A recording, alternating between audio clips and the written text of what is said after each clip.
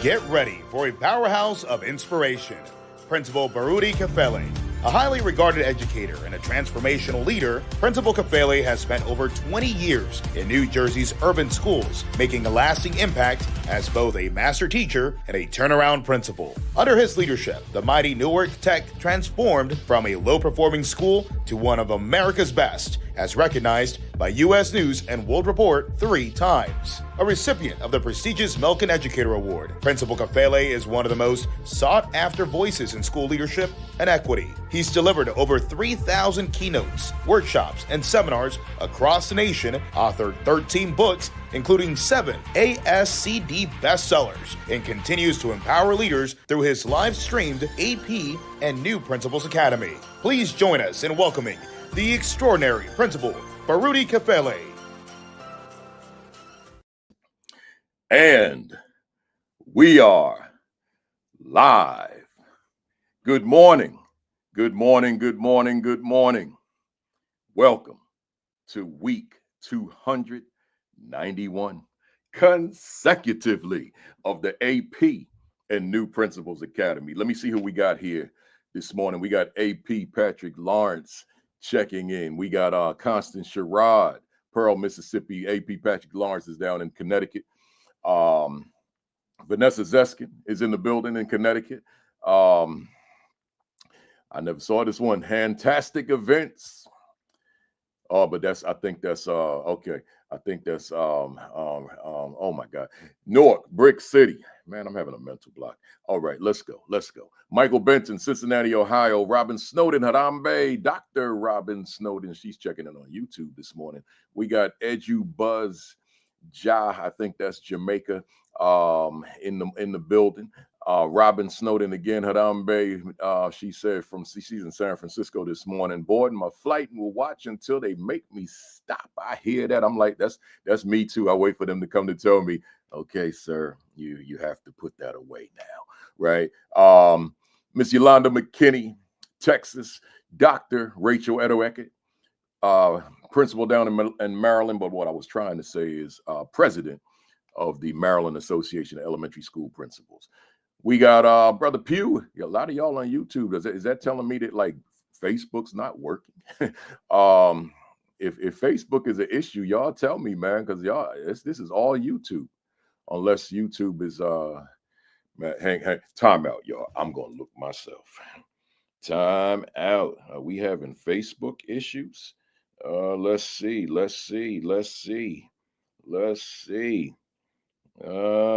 Yeah, we having faith. We ain't on there. Why? Oh, yes, we are. All right. No, yeah, y'all just want to be on YouTube. All right, I ain't mad at you. Right? Let's go. Where we at? Lysandra Brackens, North Carolina. See, I don't know some of y'all by these names. Takesha High, how I just saw the other day. Good to see you. Virginia. Grace Castaneda, Texas. Y'all, man, it's hard to read these, man. Stacy Joy, LA. Hey, somebody put in the comments, why y'all go on to YouTube this morning? I mean, that's not a bad thing, right? That's actually, if I could make the world the way I wanted it to be, my world, all of you would be on YouTube every Saturday. Like we would completely leave Facebook. We would completely leave X and LinkedIn, and we would just be a YouTube platform. You remember I tried to do that, and a lot of y'all wouldn't switch over, right? So we back. But I'm letting you know that's still my vision. If we could shift everybody, and obviously everybody that watches this platform is not on right now, right? So it varies every week. But if I could have my world the way I wanted it to be, we would all be on YouTube only, right? But I'm just putting that out there. I see the queen of the castle, Kimberly Broughton Kafele. I see you in the building. Look here, y'all. I wasted a lot of time. Let me get into that. I see y'all, man. I appreciate you being here, but let me move on because I got a lot on my agenda today. So let me say formally now, good morning, greetings, welcome to week 291 consecutively of the AP and New Principals Academy. Hey man, I decided I was on the plane the other night, and I said I'm going to keep asking him that question. I know I have all these rationales as to why I don't want to ask it, but effective immediately, we going back to our original question. How y'all doing? How you feeling? How you making out? What kind of week did you have? Right, and we talking strictly, the work. Right? How are you? And I'll follow that up by saying, however you're feeling. Right? Use the weekend as rejuvenation the best you can. Some of you are off on next week. It varies. I've never been off a week for Thanksgiving week. It's always been Thursday.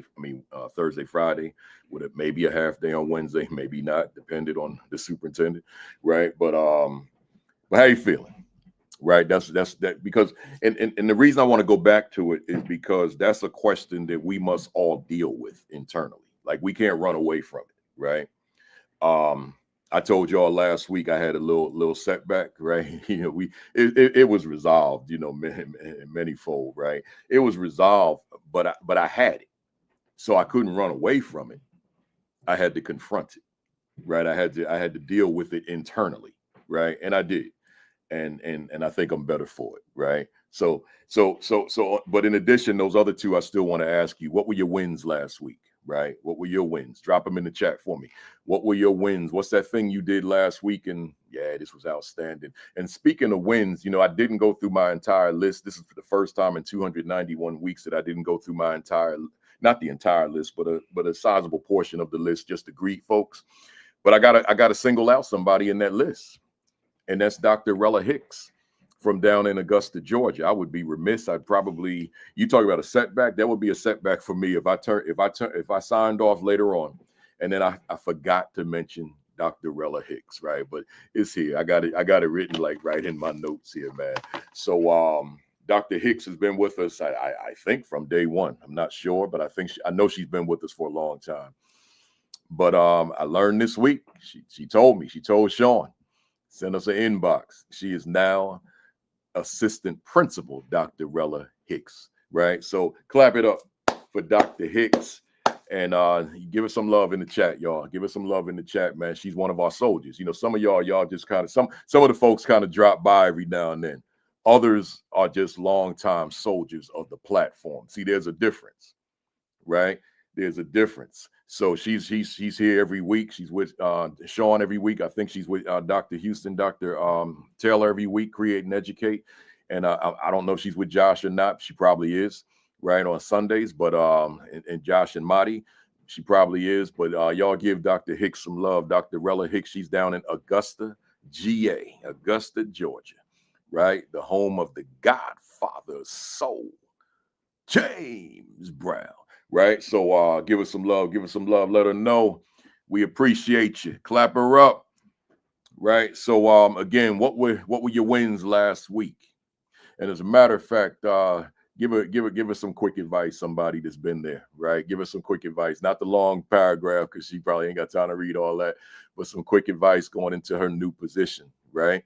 As assistant principal, because it's very different from anything else, right? As far as what she may have done beforehand. But again, what were your wins and what will you do next week to take your leadership to another level, right? What will you do next week if you're off the entire week? What will you do the week after to take your leadership to another level? Those are just two of our two staple questions that I want to just ask every day, every Saturday, to keep you focused on your wins, because it's easy to focus on the losses. It's easy. Right. And to become frustrated and discouraged by those losses. Right. But it's another thing to focus on the wins. So just make sure that you always focus on your wins. Right. And what will you do next week? Right. To take your leadership to another level. That's important. I'm always thinking about that as far as what I do. Right. What can you do? Let me be transparent with that one. You all know I turned 65 about 3 weeks ago. I've been in this speaking business since I was 25. I've been doing this for a long time. As soon as that clock hits midnight on January 1st, 2026, it will be 40 years of public speaking. 40 years. So I'm always challenging myself, asking myself, how do you take your speaking I'll use the slang, how you take your speaking game to another level, to another level, to another level. Because if I remain stagnant, like where I was 10 years ago, things were hot, right? 20 years ago, things were hot. Well, it's 2000, almost 2026, and things got to stay hot, man. Yeah, I walk into these conferences like yesterday at the Black Male Educators Convening, man, and folks just, oh man, Principal Fele, thank you, thank you, thank you, thank you.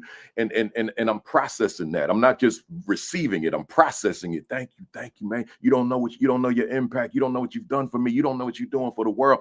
I mean, but in my mind, I'm saying, okay, I like I'm overly elated. But by the same token, so what you gonna do next though? Like, hey, what you gonna do next? What you gonna do next? What you gonna do next? That matters, y'all. Right? So you got to stay fresh. You got to stay relevant. Right? So once again, I guess I'll just go back to that question. What will you do next week to take your leadership to another level? Right? So let's go. Shout out to the Office of School Improvement Convening, sponsored by Mississippi Department of Education and Mississippi State University. I spent a day there in Hattiesburg a couple days ago, and about 3 days ago now. And man, we had a good time, man. They had a lot of fam in the room. When I say fam, for those of you who are not a part of us, who just, this is your first time, you don't know what I mean. Fam means people who are consistent with this platform, right? We don't say our viewers, right? We say fam, right? So a lot of fam in that room, man. I'm down in Hattiesburg, man. It was a lot of fam, man. And that's that brings a smile on my face, as it just did, right? So shout out to them again. The Office of School Improvement Convening, sponsored by Mississippi Department of Education and Mississippi State University. Man, we had a grand time there. Shout out to Virginia Union University. I broadcasted or streamed live from there last Saturday, but they weren't in my rear view mirror yet because I was in the space. So just shout out to them again. Did we have a time? Woo! Oh man, that's a different audience, right? So I kind of opened up my collar a little and took my tie off. Now y'all know I didn't have a collar shirt and a tie. I had a baseball jersey on, but so to speak, I had to open up my collar, take my tie off a little bit, and we had to we preached a little sermon down there. You understand? I was at the HBCU, so it's a little bit different vibe. You understand what I'm saying, right? So yeah, we had a great time. Shout out to the Center for the Development of Black Educators. Man, that's who I was with yesterday in Philadelphia, man. City of brotherly love. I was in Philly yesterday at the Lowe's Hotel on Market Street at the Black Men in Education Convening. Let me tell y'all something, man. I'm at a lot of conferences in America. I'm at a lot. I'm at a ton. But it's something about that Black Men in Education Convening, man. Ooh. I can't get totally real with you on this because we got just different people on and all that. But being in that space, man, being in that space at that Black Men in Education Convening every year, like I go there, I am a presenter there. They always have to give me a large room, right? And which is a blessing in and of itself, right?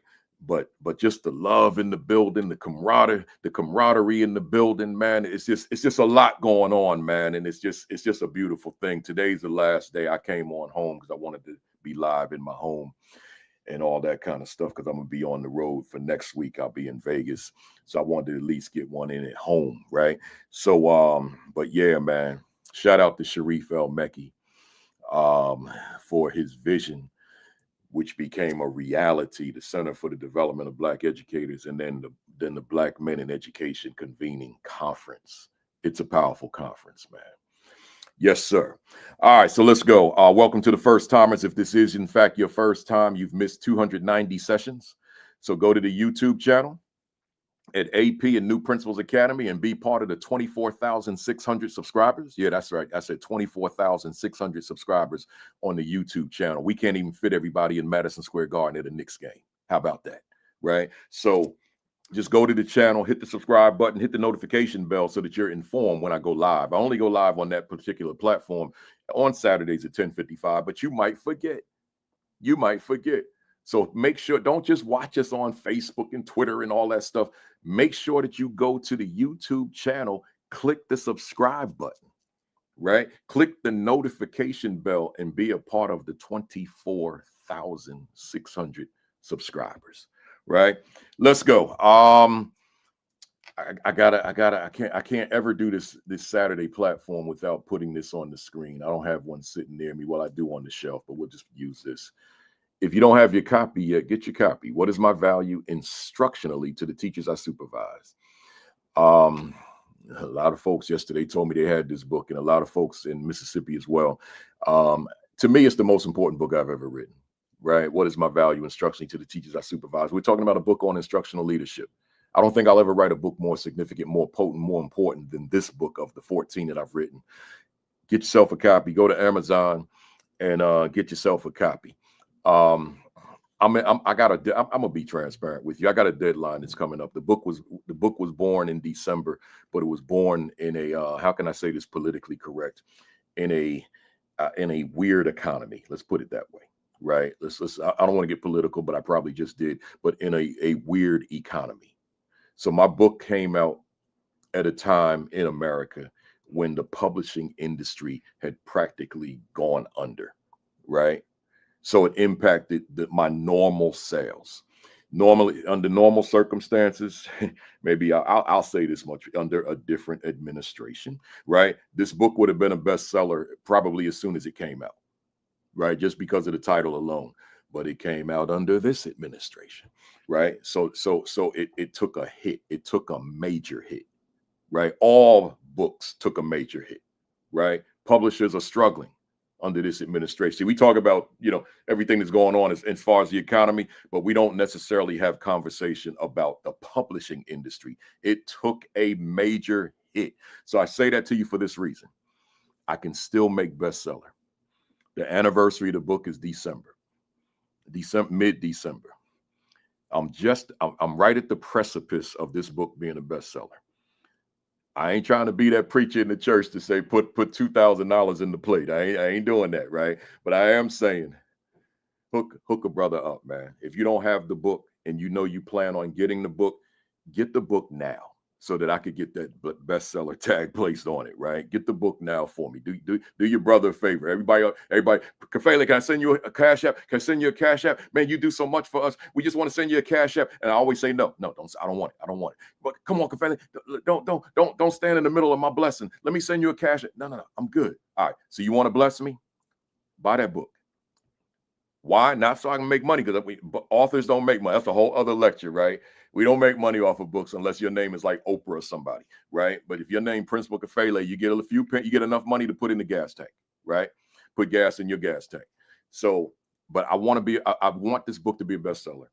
Do me a favor, get this book right now, right? Before mid-December at least, but right now would be better, right? Get it out the way.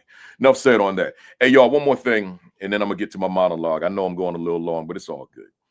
It's Thanksgiving. I'm giving thanks, right? Listen, last week I was getting ready to tell y'all something. I said, I got something I want to tell you, and then I said, nah, I'm gonna hold off until I know. And now I can tell you. You may be familiar with the National Alliance of Black School Educators, right? And if you don't know about it and you happen to be Black, but you don't have to solely be, you don't have to be Black. It's just an organization that was created for the purpose of its name, National Alliance of Black School Educators, but they are members who are not Black, right? I see them at the conference every year. The conference is in about 2 weeks from now in Chicago. But anyway, the states have affiliates. So New Jersey has an affiliate, but it kind of went under for a few years and didn't exist, and then it came back recently. So the presidency, the presidency expired in terms of the last presidency, the current one, and they needed a new president-elect. So I said, well, I'm 65 now. I'm trying to cut down on travel. I'm putting my name in the hat, and I won.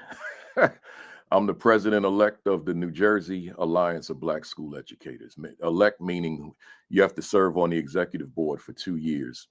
And then after the 2 years, you serve as president for 2 years. That's the same way the national organization works. So I'll serve as president-elect for the next 2 years, and then at age 67, I'll be the president for 2 years, right? So I am the newly elected president-elect of the New Jersey Alliance of Black School Educators. How about that? Right? So I just wanted to announce that to you, let you know. I talk about life at 65 and beyond. So that's one of my transitions, right? I'll still be doing my speaking and consulting, but I'm looking to kind of expand. I'm looking to bring the speaking down just a tad, but I'm looking to do some other things, particularly locally. I want to make a tremendous impact in New Jersey. I don't want to be a principal. I don't want to be a superintendent. I think I found a place where I can get that done. So that's what it is. So you're looking at the new president-elect. And my man, Dr. Alfred Rawls Dill, if anyone that may know him from Jersey, he's the president, young brother, that we've kind of known each other from a distance for a long time. And now we on the same team. So I wanted to let you know what your brother's doing. Let me get to my monologue, y'all. I got a quick monologue. This will not be long because I've been on here for a while. But my monologue this morning is called "It's Not Me, It's My Staff." Let me give you that again. It's not me, it's my staff. Right? Now, I've actually spoken about this in other sessions, but not as a monologue, not as a standalone. It's just it came up. And I want to give you this. A lot of times a principal, like I'll be doing my session called "Is My School a Better School?" because I lead it, right? And it's not out of the ordinary for within a discussion about the significance of the leadership, particularly the principal. It's not out of the ordinary for a principal in the room to say, "Principal Kafele, I just can't take the credit for the success of my school because it's my staff who roll up the sleeves, doing the heavy lifting, doing the long hours, right? Doing everything that's necessary and required. I can't take credit for that. It's my staff. It's not me." And I typically smile when I hear that because I hear it so often, right? And then I'll say, "Hold on, Principal, I want to give you a perspective on what you just said. Your staff works hard. They go hard for you because of who you are, because of the way you lead them, the way you treat them, the way you deal with them, the way you support them." And I can go on and on. So because of that, your approachability, and I literally can give all those characteristics and be here until 3 o'clock this afternoon. So you get the picture.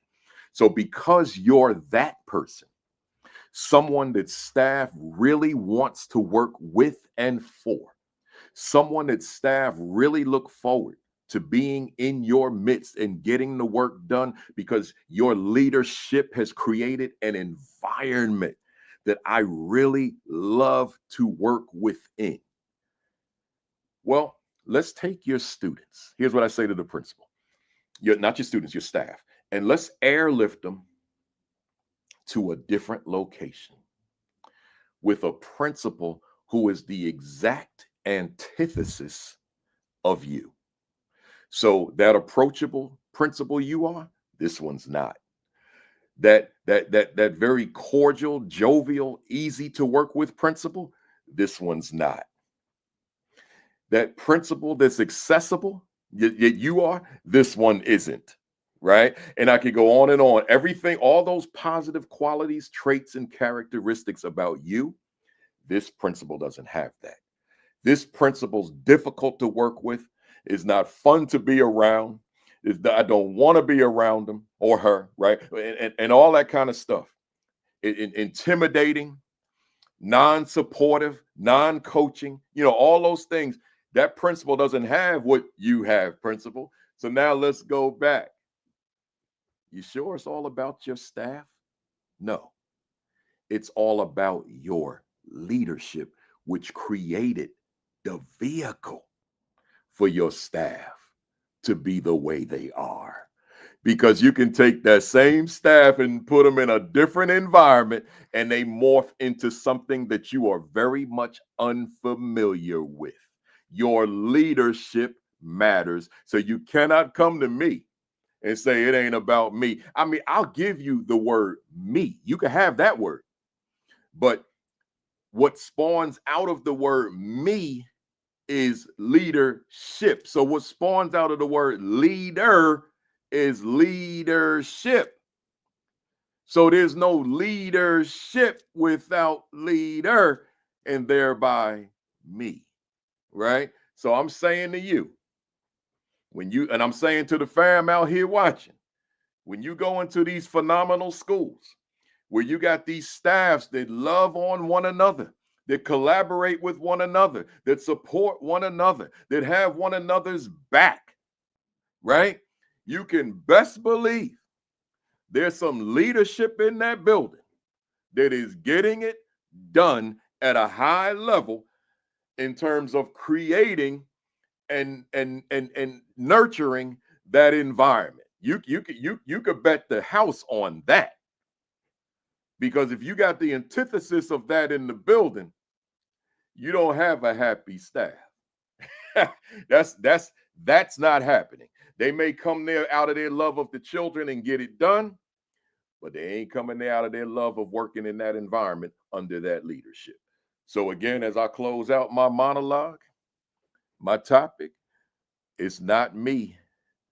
It's my staff. I say, as Mutombo used to say when he would block a shot, no, no, no.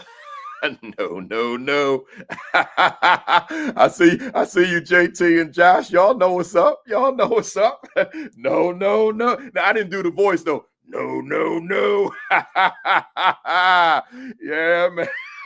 My son looking at he said, my son said, Dad be bugging on Saturday. He ain't never like this during the week, right? So, but that's what it is now, man. It's about that leadership. That's what it is. Enough said, y'all.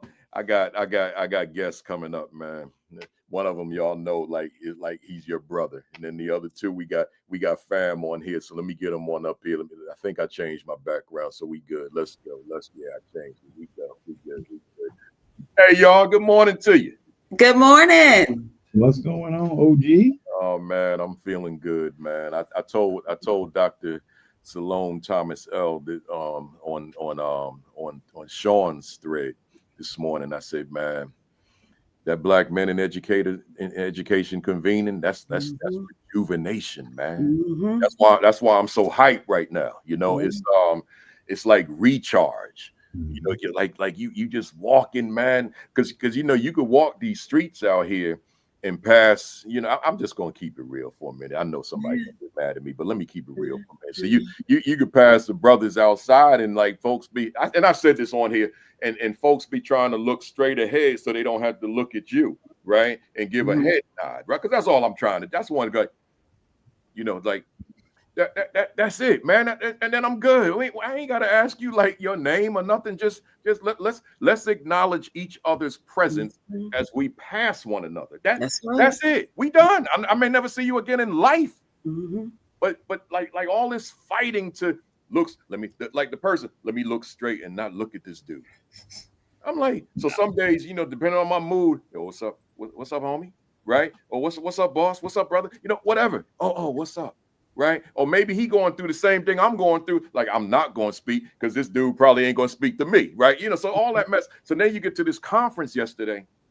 Man, I mean, people just passing on the escalator. Yo, what's up, brother? You know, it's just, that's a different vibe, man. Yeah. We on the escalator. Like, we ain't even on the same surface and we speaking. That's not normal, man. You know, or walk into the cafeteria area and people like, yo, come sit with me. Because it's you're looking for a seat. Because everybody don't know me. The leaders know me, but the teachers don't, right? So it's not like, you know, oh, it's Principal Cafe. We want him to sit. No.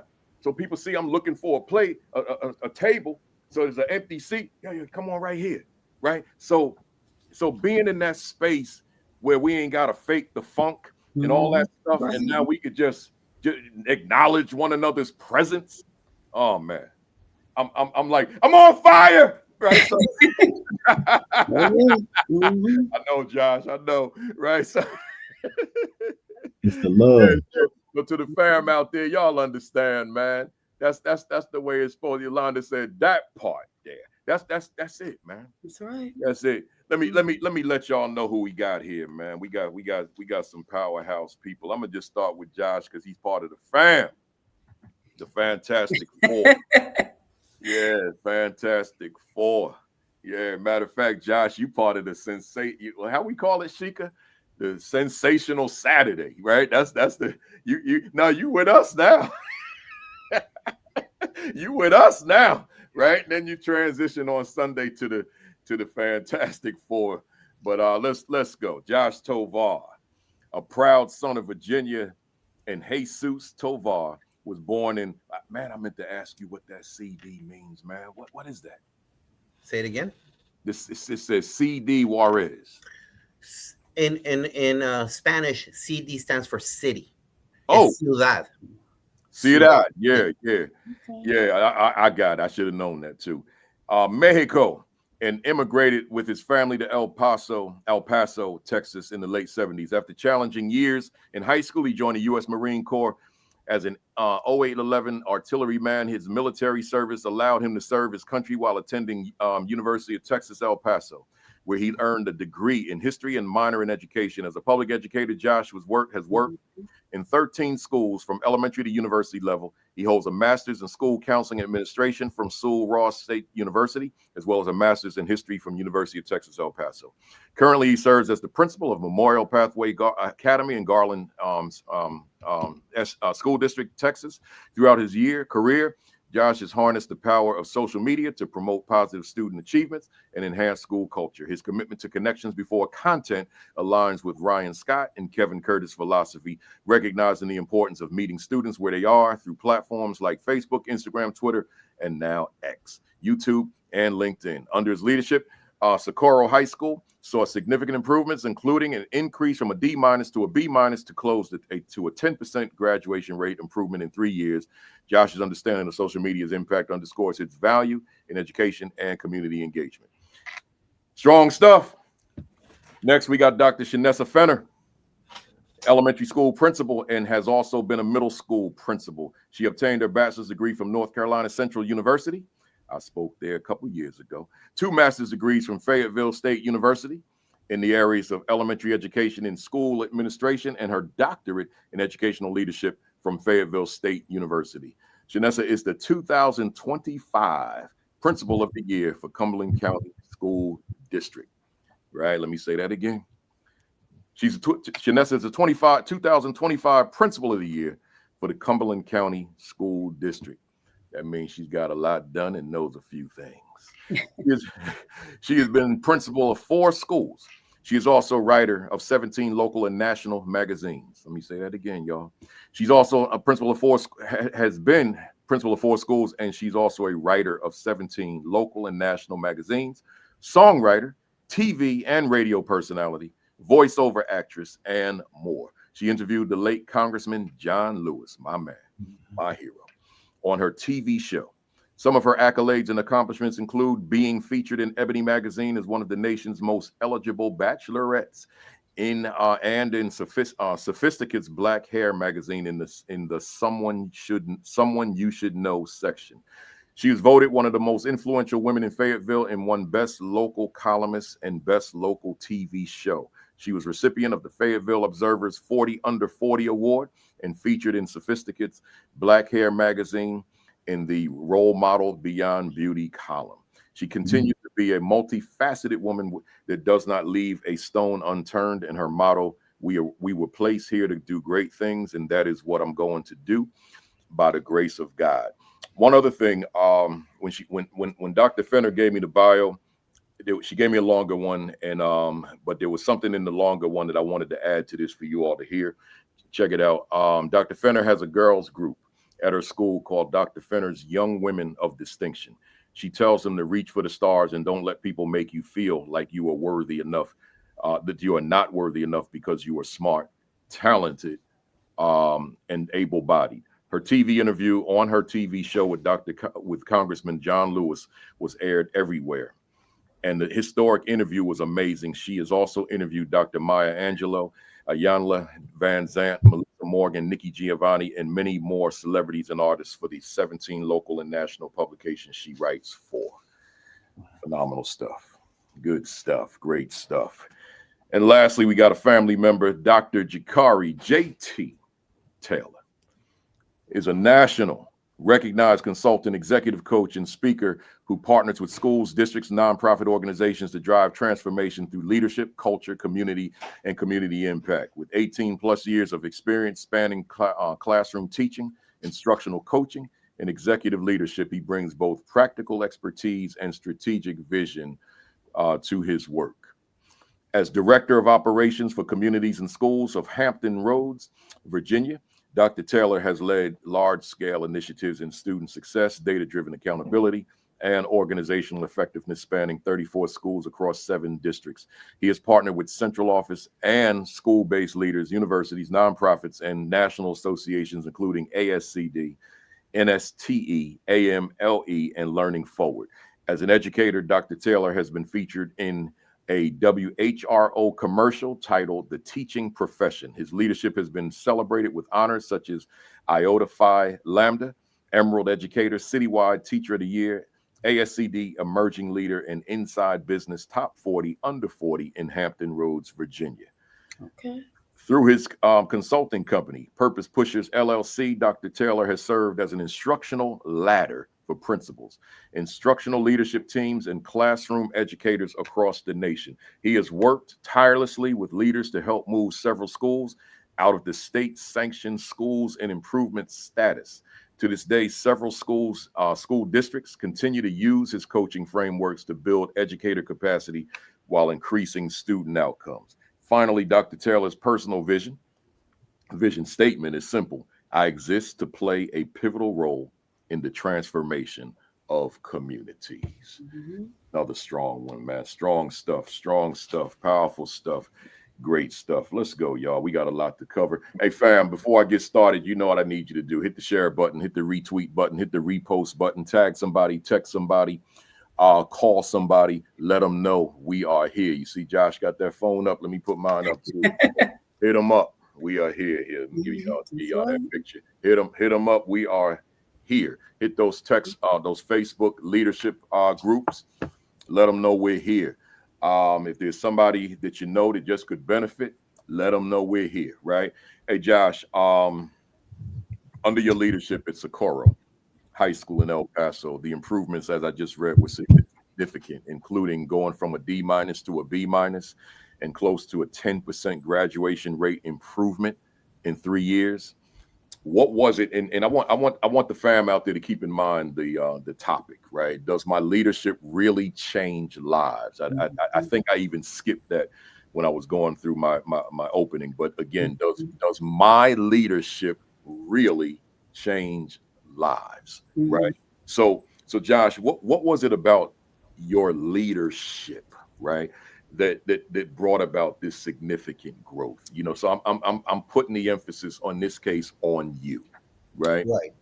Well, good morning, everybody. Welcome to the Fantastic Four Super Saturday. Yes, right. And it kind of equates to, based on the question that you're asking me, to what happened at Memorial also. When I walked into Socorro High School, it's a 6A school in Texas. For those of you that are not aware, 6A high schools are 2,200 kids or above. We go all the way up to 6,000 sometimes, all right? The school I walked in was next to the border, literally where the wall is, with 2,550 kids with an 82% graduation rate. Tell me what kind of cardinal sin that is. Mm-hmm. So the way it was depicted to me, that it was stereotypical Hollywood. You had 400 to 500 kids tardy every day. You had fights all over. There was literally a drug house, literally next to, on the other side of the chain link fence. Not only that, but there were 2 principals. That's how wacky it was. 2. Wow. The one that was hired and one that was sent there to support them. So when you walk in there, you're like, this is what I've learned. Being a nice, good old 3 decades kind of guy. you're not there to win the adults over. So I don't know what you believe in. I just know you're not there because a lot of the adults there were already set in their ways, as per the climate survey that I received from the outgoing principal. The adults in the building were miserable. They hated the kids. All right. So my job was not there to convince an adult that has a degree. My job was to convince the kids that they were going to be loved and appreciated. And the very first thing that I did and brought to the table to the assistant principals was that we are going to go knock on them doors, baby. Go meet them where they're at. We all know that that's the way it's supposed to be.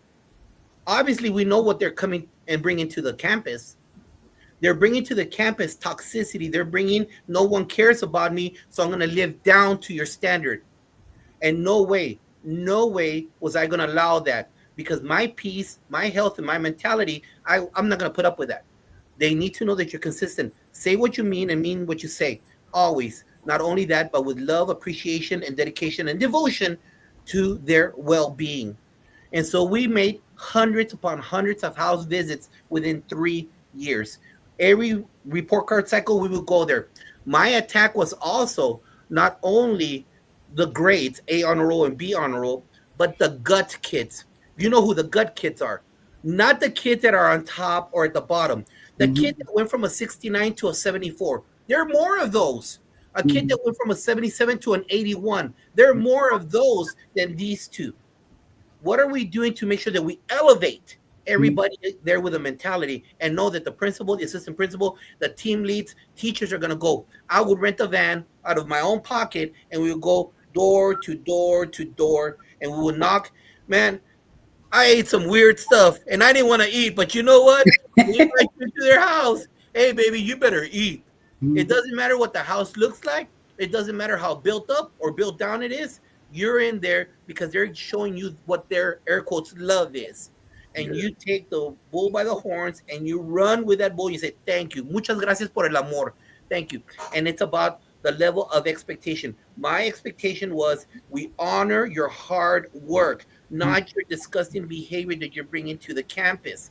And that required a strong hand also. Don't get me wrong. You're here because just because you want to misbehave, air quotes, or do whatever, you're not going to take that learning process away from the kid that does want to behave. Love it. And does want to make sure. So you got to hold your ground, and you got to be able to speak life in what your vision is. And what this man right here says, if you're not doing it, and I could say this, shame on you. If you're not talking as a principal, me sitting in the remember, you begged for that chair. You wanted to be, you wanted Thanksgiving to be a principal. All those papers you wrote about Sir Giovanni, Jefe, right here. I got him right here. I got it. Oh, you got a picture? I got it right here. Here, this guy. All those things, now, right? you know everybody don't understand what that's like the inside joke at this point, right? The family knows it. The family knows it. All those things that you wanted, you got right there, okay? You got to tell the kids and the adults what your vision is, ad nauseum. Because again, as a coach, on the football field, basketball court, as a teacher, whatever it is, you know you ran that place 10,000 times, but kids are going to still mess up running the route. Kids still not going to do the right blocking scheme.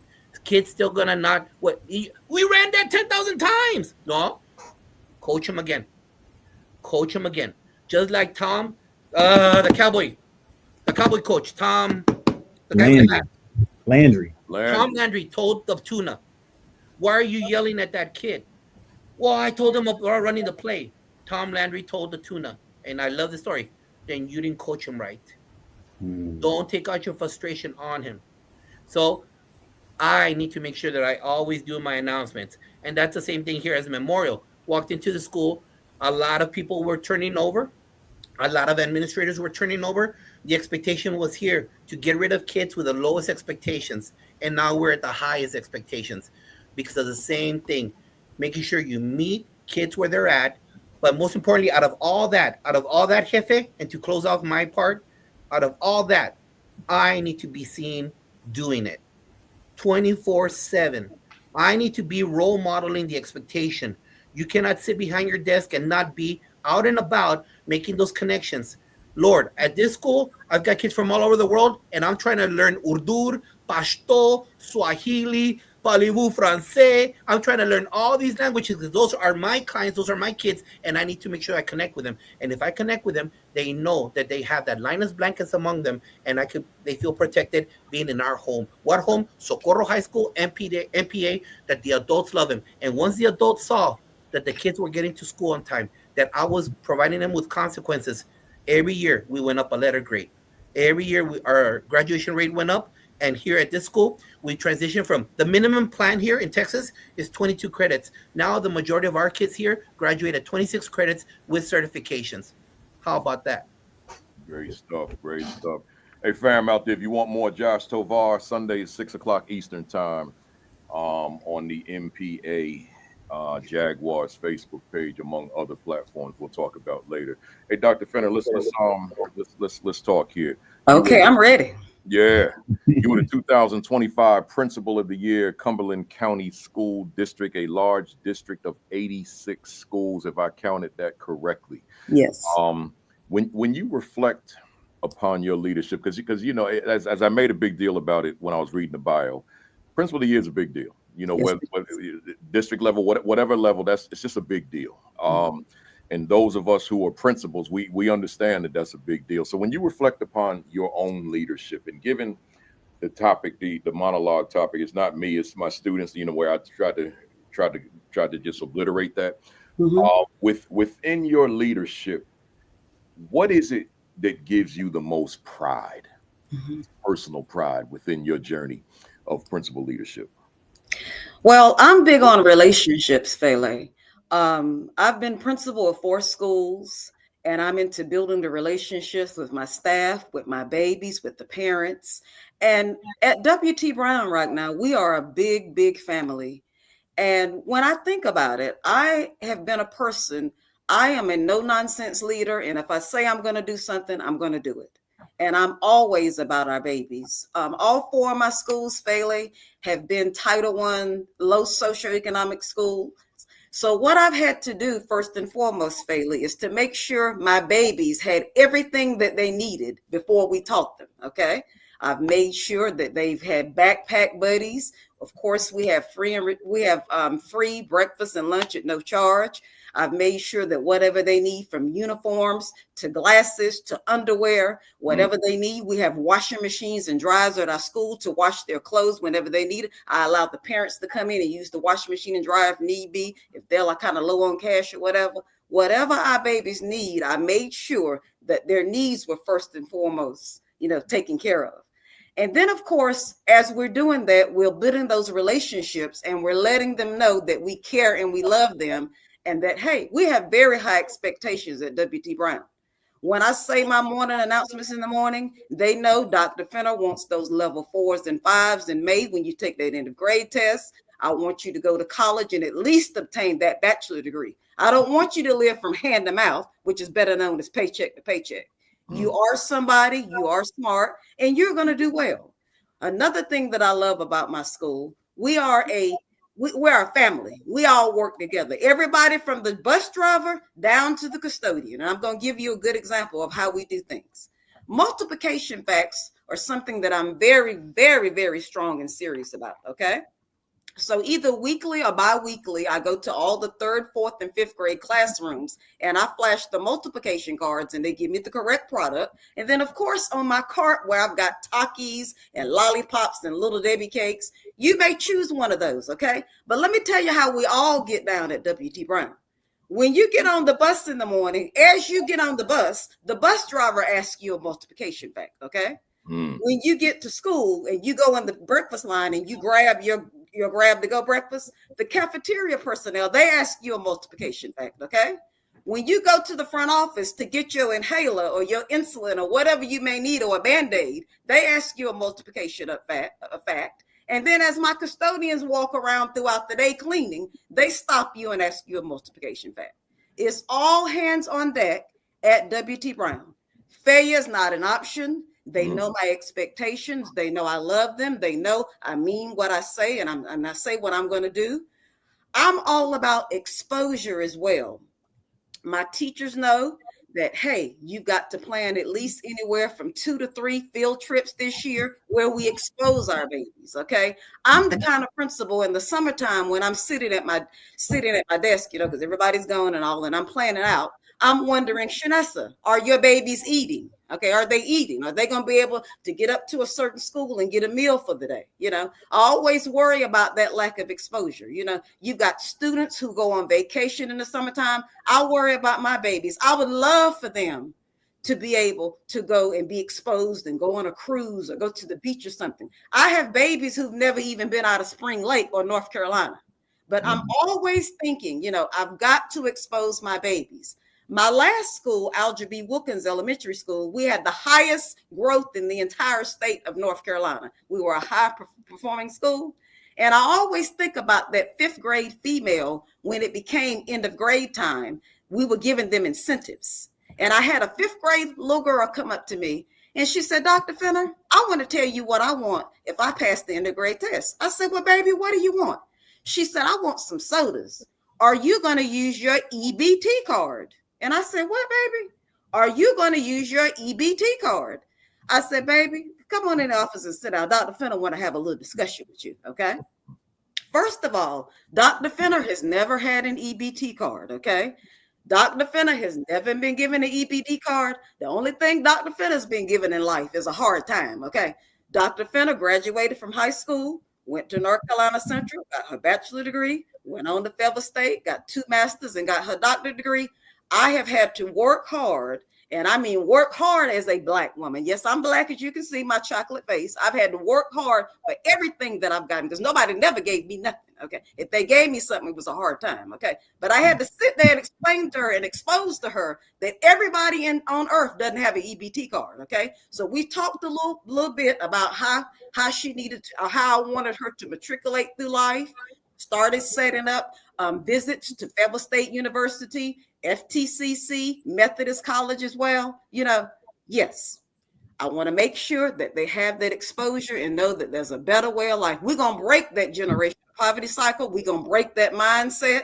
Failure is not an option, baby. You're going to break that generational poverty cycle. And one thing that I love, sometimes when I pull up to some kind of fast food restaurant and I pull up to the drive-through, and they'll go, Dr. Fenner, I'm in college, Dr. Fenner. I remember you used to say that on the intercom. Yes. Thank you, Jesus, baby. I want you to continue to go to college, and I want you to go all the way to the top, baby. And that just makes me I love it so much. You listened to me, you took heed to what I said, and you're now in college. Wow. So it takes the village. Like I said, I have an awesome staff. We make things happen. We're going to love our babies. We're going to fulfill all their needs, and we're going to educate and love on them, and we're going to let them know my 3 favorite adjectives: you're smart, talented, and able-bodied.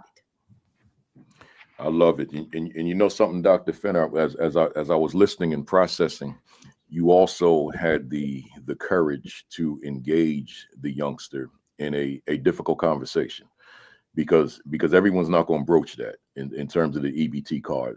Some of us, probably many of us, are going to shy away from that conversation for fear of whatever the repercussions could be when the youngster shares the conversation. But you remind me of myself. I'm gonna have whatever conversation I need to have with the youngster, and I'll just let the consequences fall where they may. Right. So yeah, good stuff. I applaud you for that.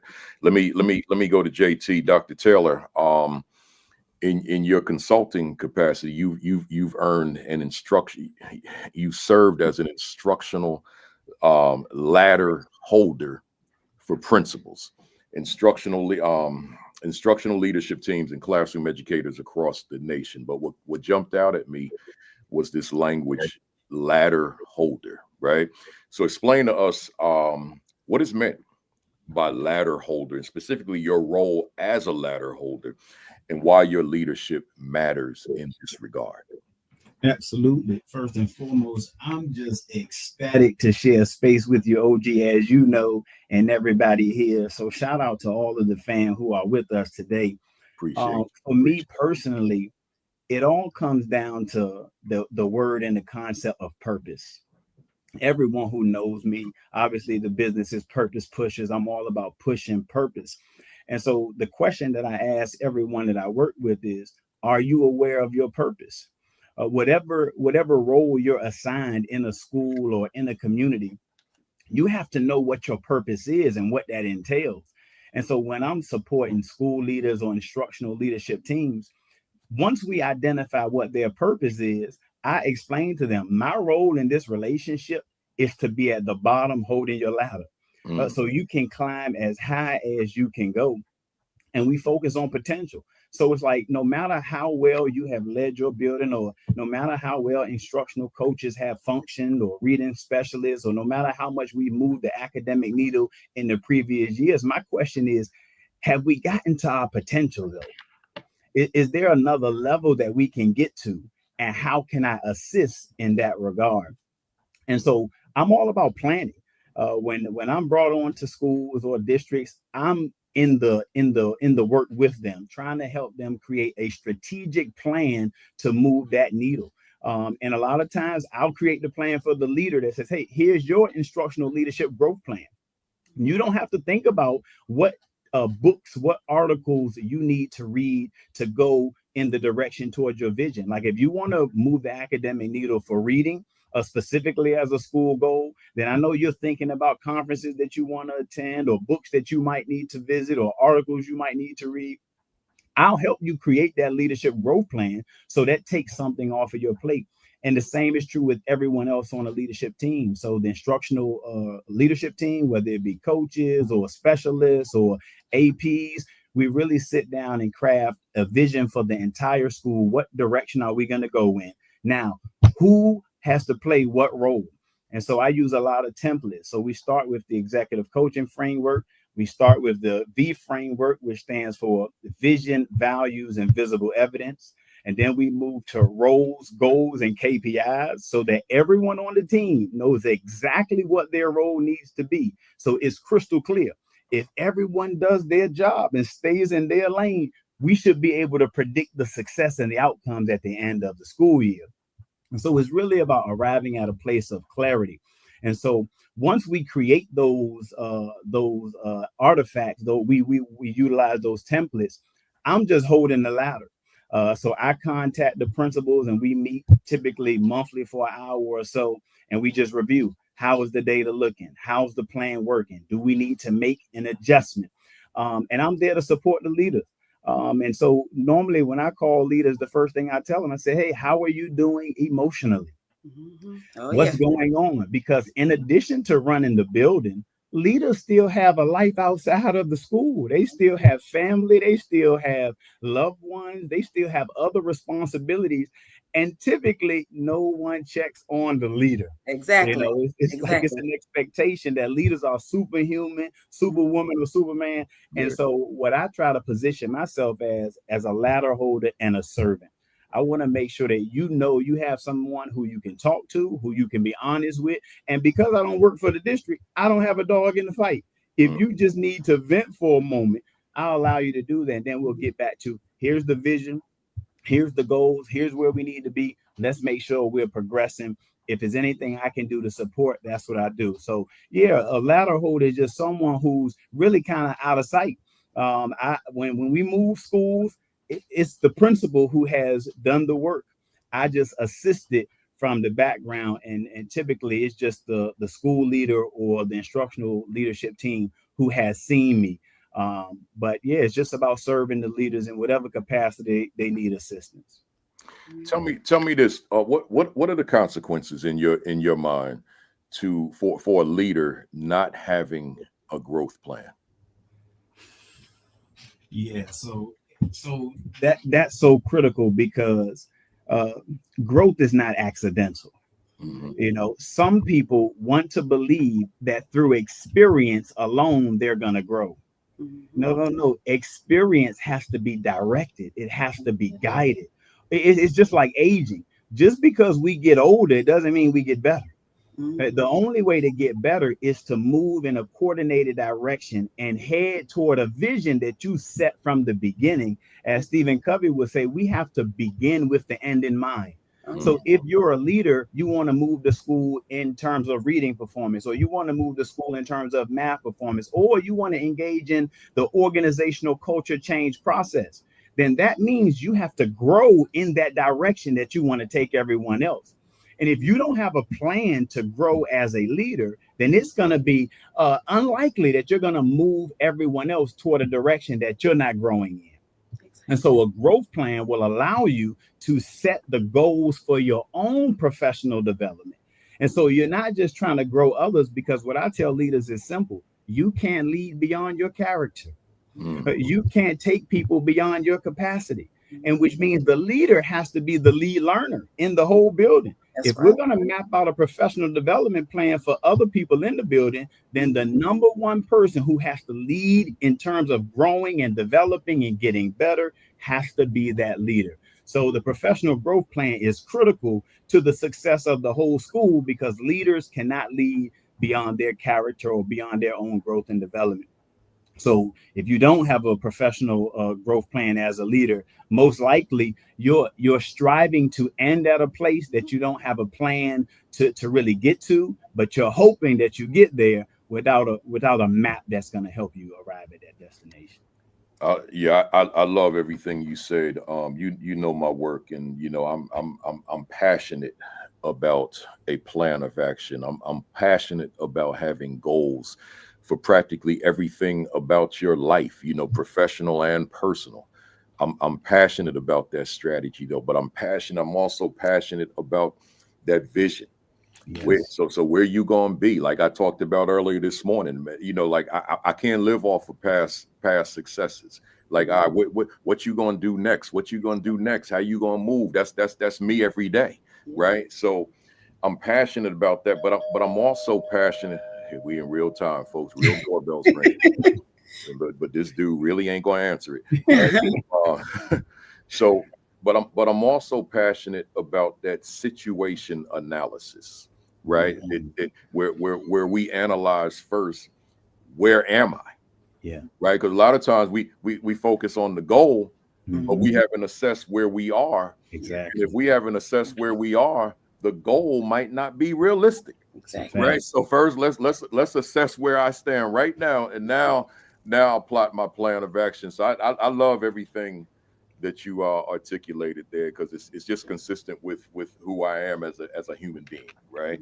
Hey Josh, let's go back. And before I do, fam, again, you know, I do this regularly. Hit that share button, retweet button, repost button, call somebody, tag somebody, let them know that we are here live.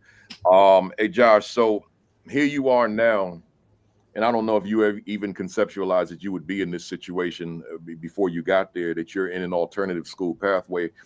Memorial Pathway Academy in Garland, Texas. But here you are in an alternative school which is also a non-traditional high school. Okay. That uses a blended learning model where students complete many of their assignments in the coursework on computers using web-based programming, right? So that takes you out of your original element, perhaps your comfort zone, and puts you in a world that you probably didn't really know intimately in terms of the work. So my question to you, talk to us about the adjustments that Josh Tovar had to make in leadership toward adapting to a very different challenge. That you did. So the challenges that you face as a principal of now an alternative high school. You know what, Jefe? Let me tell you. The Lord puts us where he needs us. I know that's right. And where he needs us, he's going to give us the tools for the assignment he has placed us in. That's a fact. And when the Lord placed me here, now realize this. If America doesn't know, El Paso is like 98% Mexican, all right? That's all it is. It's a utopia. If you ever want to see a utopia, it's El Paso, where you have white, black, Mexican, and it's all Hispanic. Everyone is the same culture. Let me tell you right there. When I arrived over here in COVID, it was a situation where I was totally out of my element. Obviously, I'm an immigrant to this country. I had to learn English. I had to go through all those obstacles. So I'm cognizant of that. Then again, I'm a very slow learner. I tell that to my students during morning announcements at least, I don't know, like around 5 times per month. I am horrible. Though I have 3 masters, I am a horrible student. I have squirrels. I read something and I lose it. I have to color code, do notes about notes about notes. I'm horrible. Doesn't matter. I got to work 3 times as hard. So I got to convey that to my babies. Does that make sense? They need to understand that learning is not for everybody.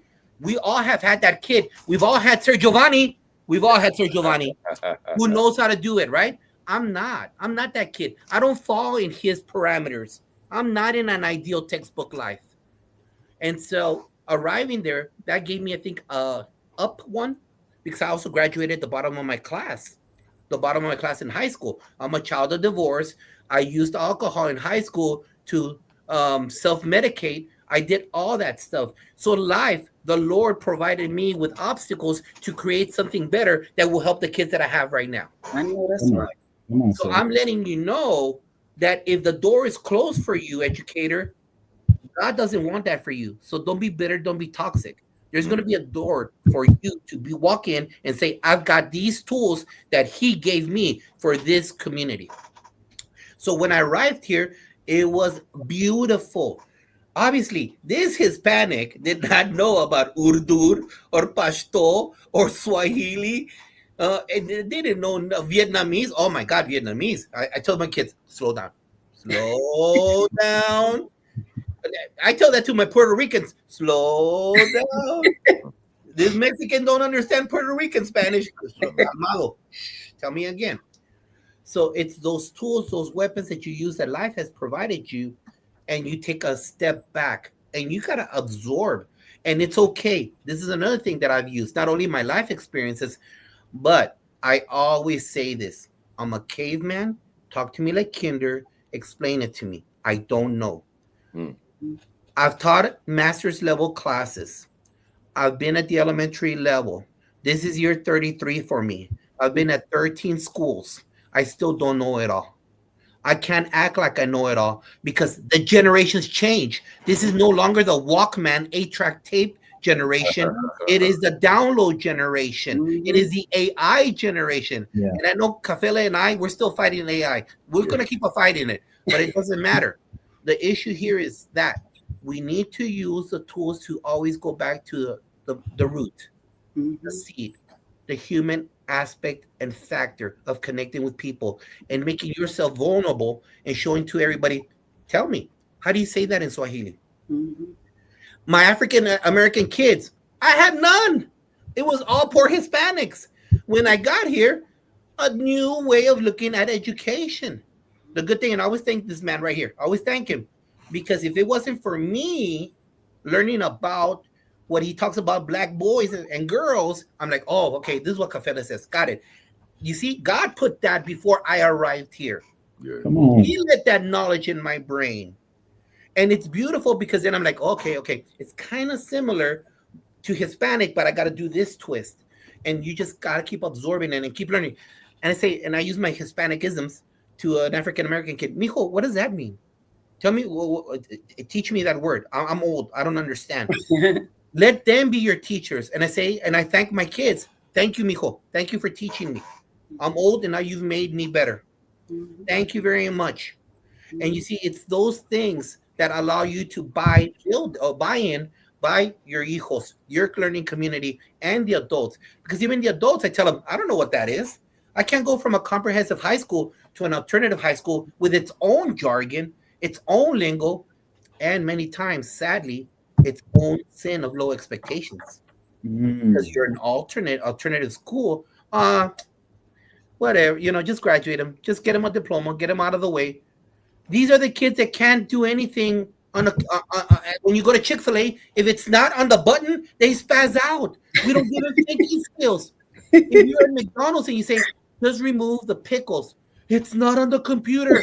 We put that product out. We did. What are we doing to make sure that kid has the soft skills? Good morning. Hello. Eye contact. simple stuff like that, but also try to problem solve so they become the best version of themselves out in the learning community. And I'll close off with this. And you know what, Kefe, you were talking about this before we came on the call, and I don't know if this is appropriate or not, but like you said, a certain time. So I was at the, where were we at? The North Carolina conference, the middle school conference, right? Yeah. And there's a cultural thing. There's a culture. Dr. Craig Boykin, I love that cat. I went to his session, right? Oh, yeah. And his session was, I went to it so I could become a better version of myself. I always listen to podcasts. I think we were in it together. Yes. Yeah. Yes, we were. Yes. And his session was why Black kids don't do good in school. Something to that effect. That's his niche. That's what. And so I need to learn about that, right? And it was all African American educators, but one. And so you know how Craig Boykin is. You all know how great Craig Boykin is. This guy like really loose with his words, and I love it. That's why I love it. I brought him to Socorro to speak to my kids, and he goes, "All right, can we all talk? Can we all talk? And we're gonna talk about our people." And I'm like, "Oh my God!" I was sitting next to him. And he looks at me. All right, here it goes. It might be inappropriate or not. He goes, he's Mexican, but he's okay. He's Mexican. He's okay. He's one of us. And that's what he said too. All the African American educators look at me and they're like, okay, if he gave you the blessing, you're good. And then he went all at it. Okay. Yeah. He felt comfortable making sure that he did that publicly because we were able to communicate and exchange. It doesn't matter the background. The point of me saying that is that when you make people feel comfortable and you feel that they're on the same team, there's no obstacle in life that we cannot bulldoze through, rhino through, and make sure that we're successful to ensure our scholars are the best version of themselves. That's right. So as a quick follow-up before I go to Dr. Fenner, Josh. So therefore, given my title, does my leadership really change lives?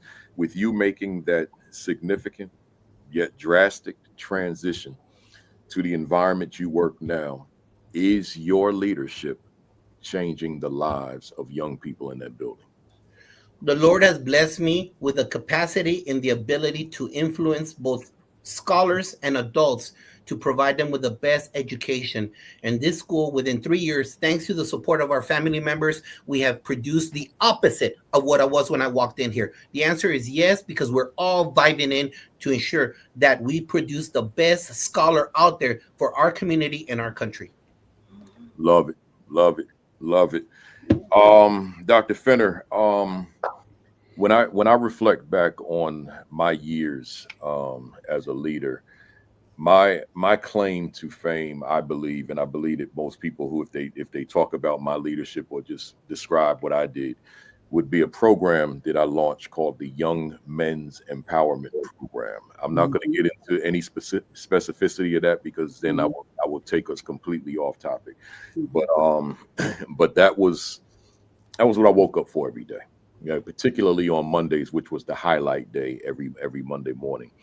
I also launched the Young Women's Empowerment Program, but I didn't have involvement in it. I launched it and then gave it to women to control, to lead, and my involvement was with my guys. So that was my thing. It pretty much became my why, and I created it for obvious reasons. There was a need for a program that would not only inform and inspire my young men and my young women, but a program to help them to feel empowered to maximize their potential. So you created a girls group called Dr. Fenner's Young Women of Distinction. Yes. So obviously that caught my attention in a mighty way because of what I had done in my principalship. So give us an overview of this group with a particular emphasis on why it was created. Well, of course, as you can see, I am a woman and I am all about girl power. Okay. And like I said, I've been principal of 4 schools. I've had this. The first school was an all kindergarten school. The second school was middle. And then the last 2 schools are elementary. But I felt like this was something that was very important to let our girls know, number one, you matter, your membership matters. And we're going to talk about some things that I feel that's important as you, of course, grow and become a young woman. Now, some of the things that I like to focus on in my group, I have some powerful women leaders come in and they talk with them about their walks of life, things that they've been through, the obstacles they've been through. I also like to talk about, for example, I had a beautician to come in and she showed them how to take care of their hair and did their hair. I've also talked about, our hygiene, how to take care of ourselves, things you do, whenever you get your menstrual period and just different things, talk about, how you take care of yourselves. We talked a lot about academics. Also, every year we choose a cause that we like to contribute to. We've done breast cancer before. There was one of my cafeteria workers, she was going through breast cancer. So we took up some funds and made her a beautiful gift basket and presented to her. Last year, we chose boys and girls homes and made pictures for them for Christmas. And I also tell them about how it's important to reach out to the community. They know all the things that I do in the community. So I teach them how it's very important to do things in the community and how to help others and how to serve others and make your community better. We also talk about table etiquette. I had someone to come in one time and talk with them about how to set the table and, the different kinds of utensils and things that you use. So we talk about a plethora of things, from taking care of yourself. We talk about colleges. We visited colleges as well. We've also, one time I had them come and we researched some colleges. Everyone selected a college that they would like to go to. So we did a little research project on that as well. But anything that I feel that's going to be of importance, I also teach them a lot about being independent. I tell them all the time, there's nothing wrong with getting married. There's nothing wrong with having a man. But Dr. Fenner needs for you to be independent. You need to learn how to take care of self first.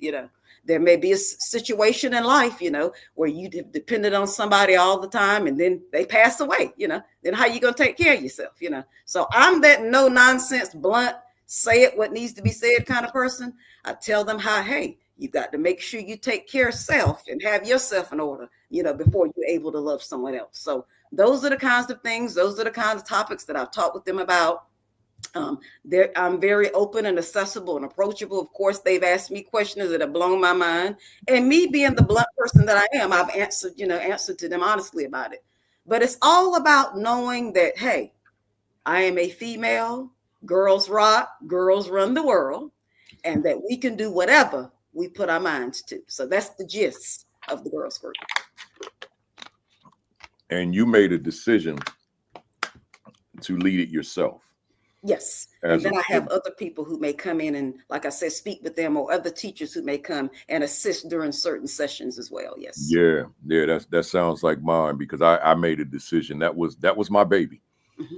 That was for me on a personal level, that was the most important thing that I did as a leader, outside of instruction. That was it. So that was my baby. And I too brought in people. I brought in a whole lot of people because it just took up a lot of my time, because I knew the impact it was making on the bottom line. Right. Yes.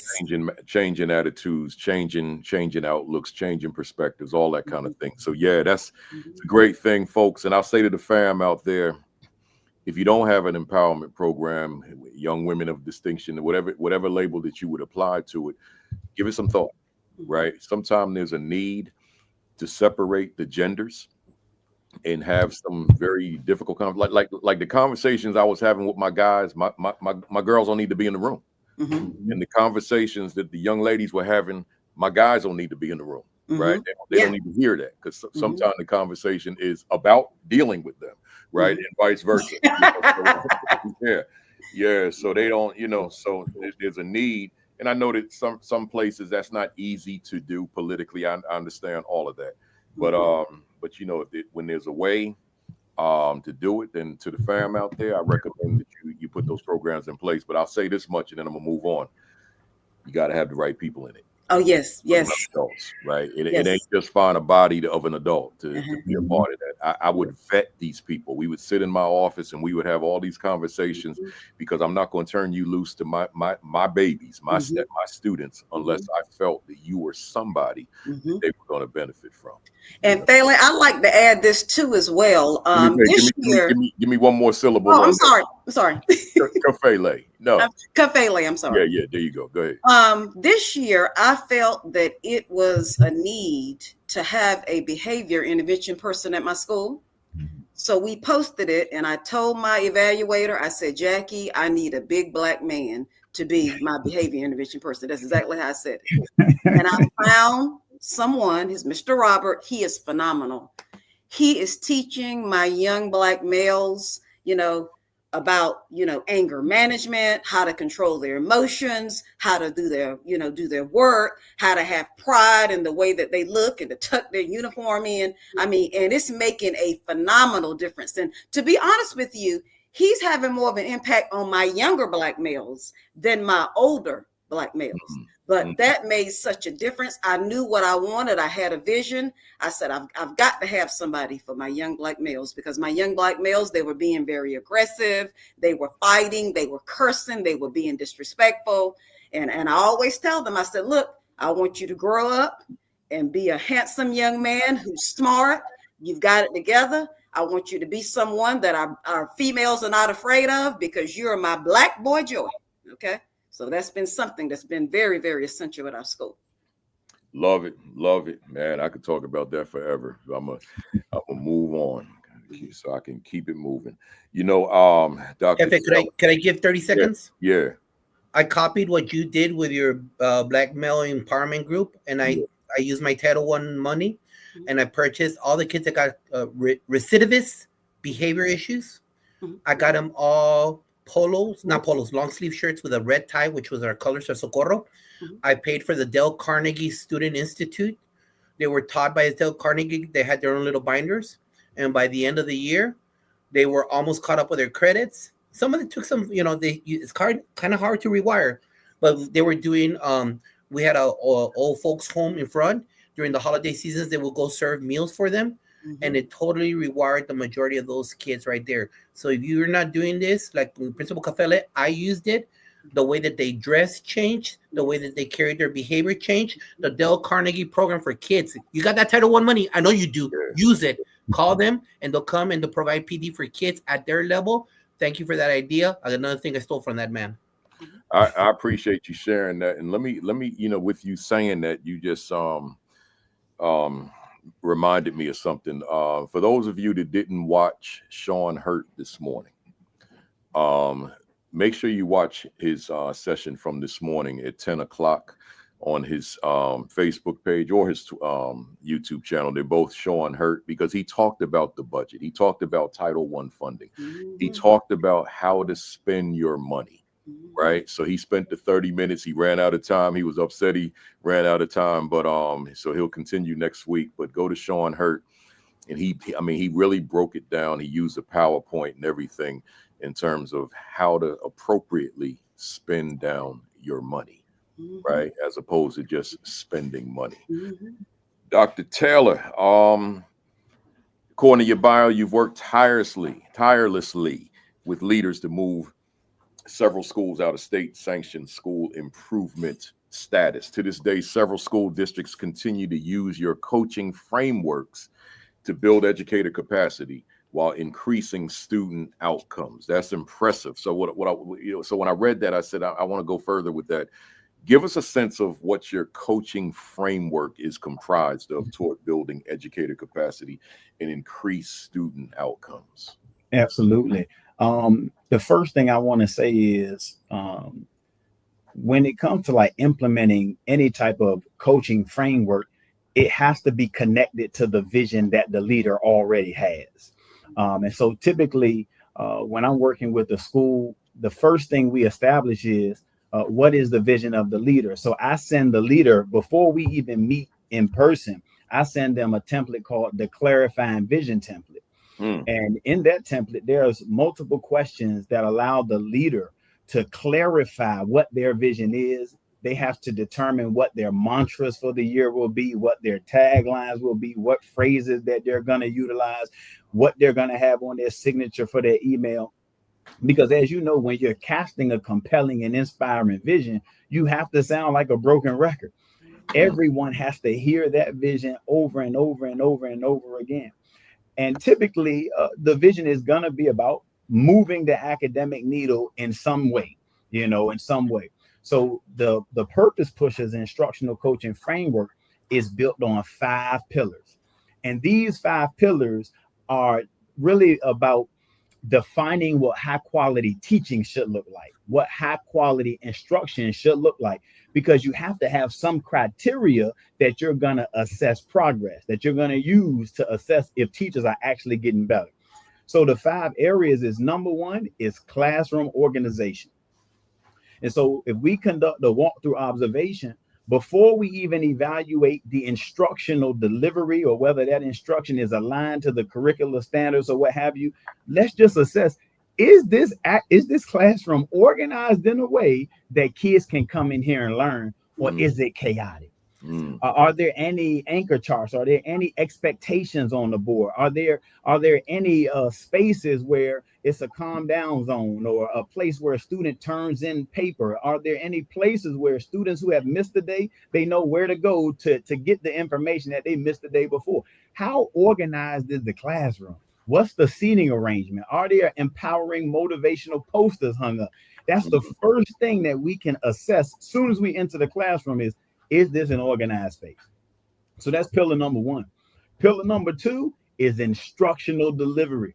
Now I want to see how you deliver this instruction.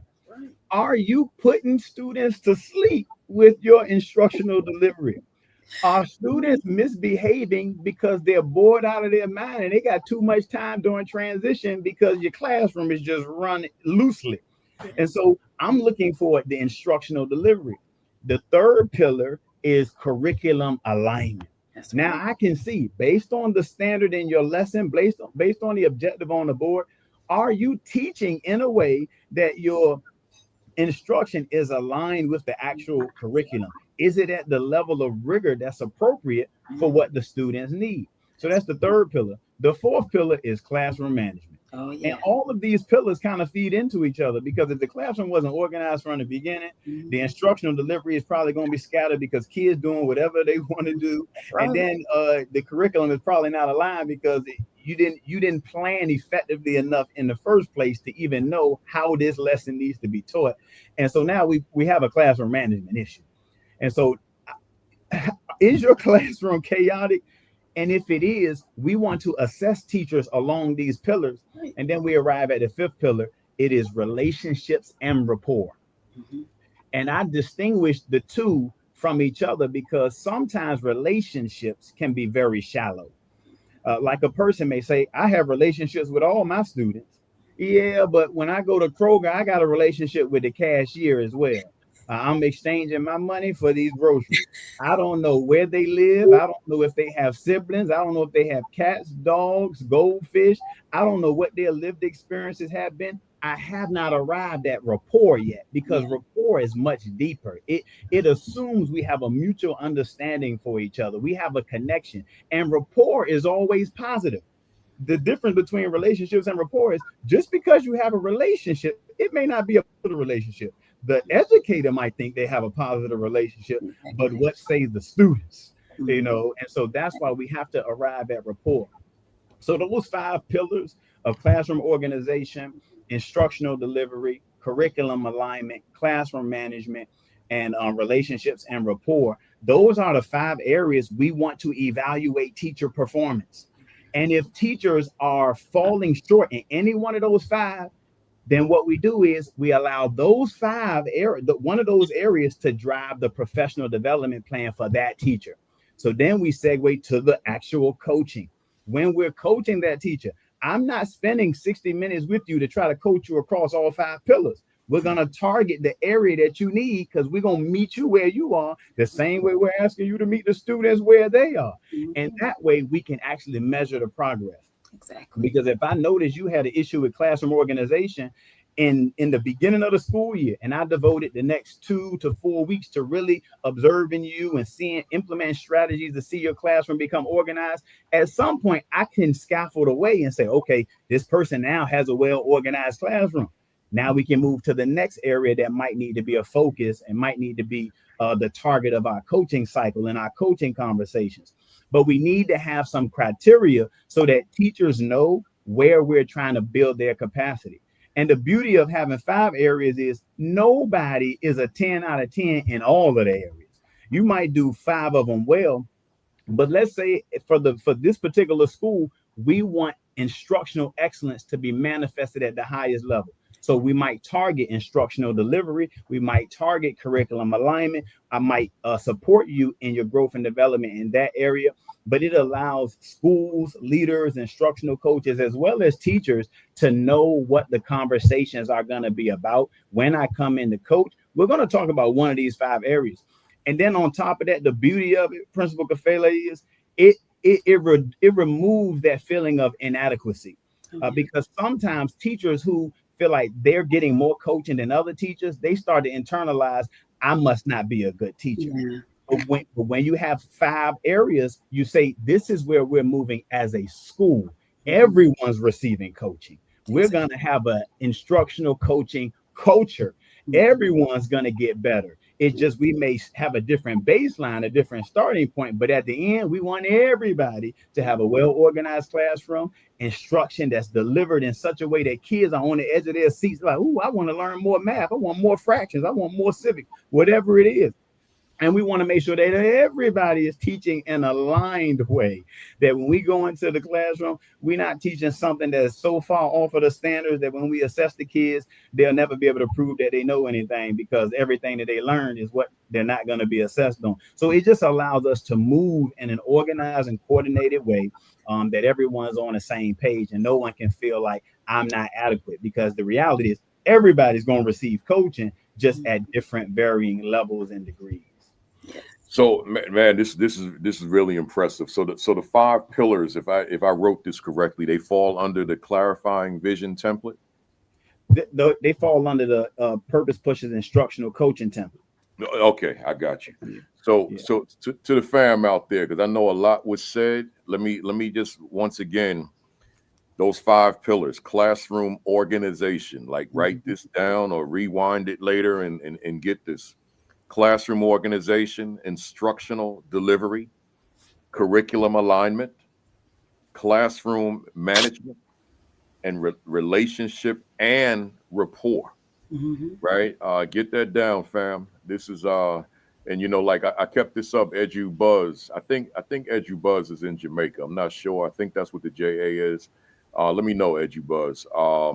But they said Fantastic Four is a leadership institution, right? And that's what we are, you know. And we got 3 people on here today that are just bringing just solid information. And I'm saying that now in this context before we go further, because we still got a lot to go, y'all. Matter of fact, let me say, hit that share button, retweet button, repost, text somebody, tag somebody, hit up them Facebook groups. Let them know we're here. We right in the middle. But before we move, just for folks who do have to leave early, all 3 of the folks on here do work outside of the school. I'm assuming that for you, Dr. Fenner. I'm not sure. You can correct me if I'm wrong. But let me start with Josh. Josh, how does somebody get in touch with you if they want to bring you out to do any consulting, do a workshop, come to speak at a conference, and then you got the 2 books that are out there now. Let them know, and of course social media, and we're gonna get into that anyway. But talk to the people. JT Spotlights keeps me away from my MPA. If you want to see the beautiful things that happen with my family here at work, that's MPA_Jaguars. Over here, over there. That's you. Steal it, take everything that I do and make it your own. If you want to talk to me, right there, JT Spotlights. I'm X. I'm sorry, I'm not here with red, blue, purple, or anything else. X is the best platform for educators to communicate and learn from each other. He's a red, blue, purple, anything else. I mean, this is the way. This is how I learned from this guy. I follow this cat right here, JT. JT follows JT. Why? Because of social media. Yeah. So it does. Let's I'm not still get there other too. stuff. So reach out to JT Spotlights. There you go. Appreciate it. Dr. Taylor, go ahead. Yeah, just purposepushers.com. All social media platforms, Purpose Pushers on LinkedIn, Dr. JT Taylor. But yeah, purposepushers.com. Everything you need from me, contact information, emails, forms, and all that stuff is right there. Purposepushers.com. Very good. Dr. Fenner. I'm on LinkedIn, Dr. Shanessa Fenner, and then my personal email address is shanessafenner@yahoo.com. Very good. So if you all want to follow these folks, you want to book them, you want to bring them out. You got any books out, Dr. Taylor? I do. I have 10 books out. Oh, my last book is literally titled, "Is Your Lesson for You or Your Students?" Okay. Did you ever give me a book? Say that again. Do I have it?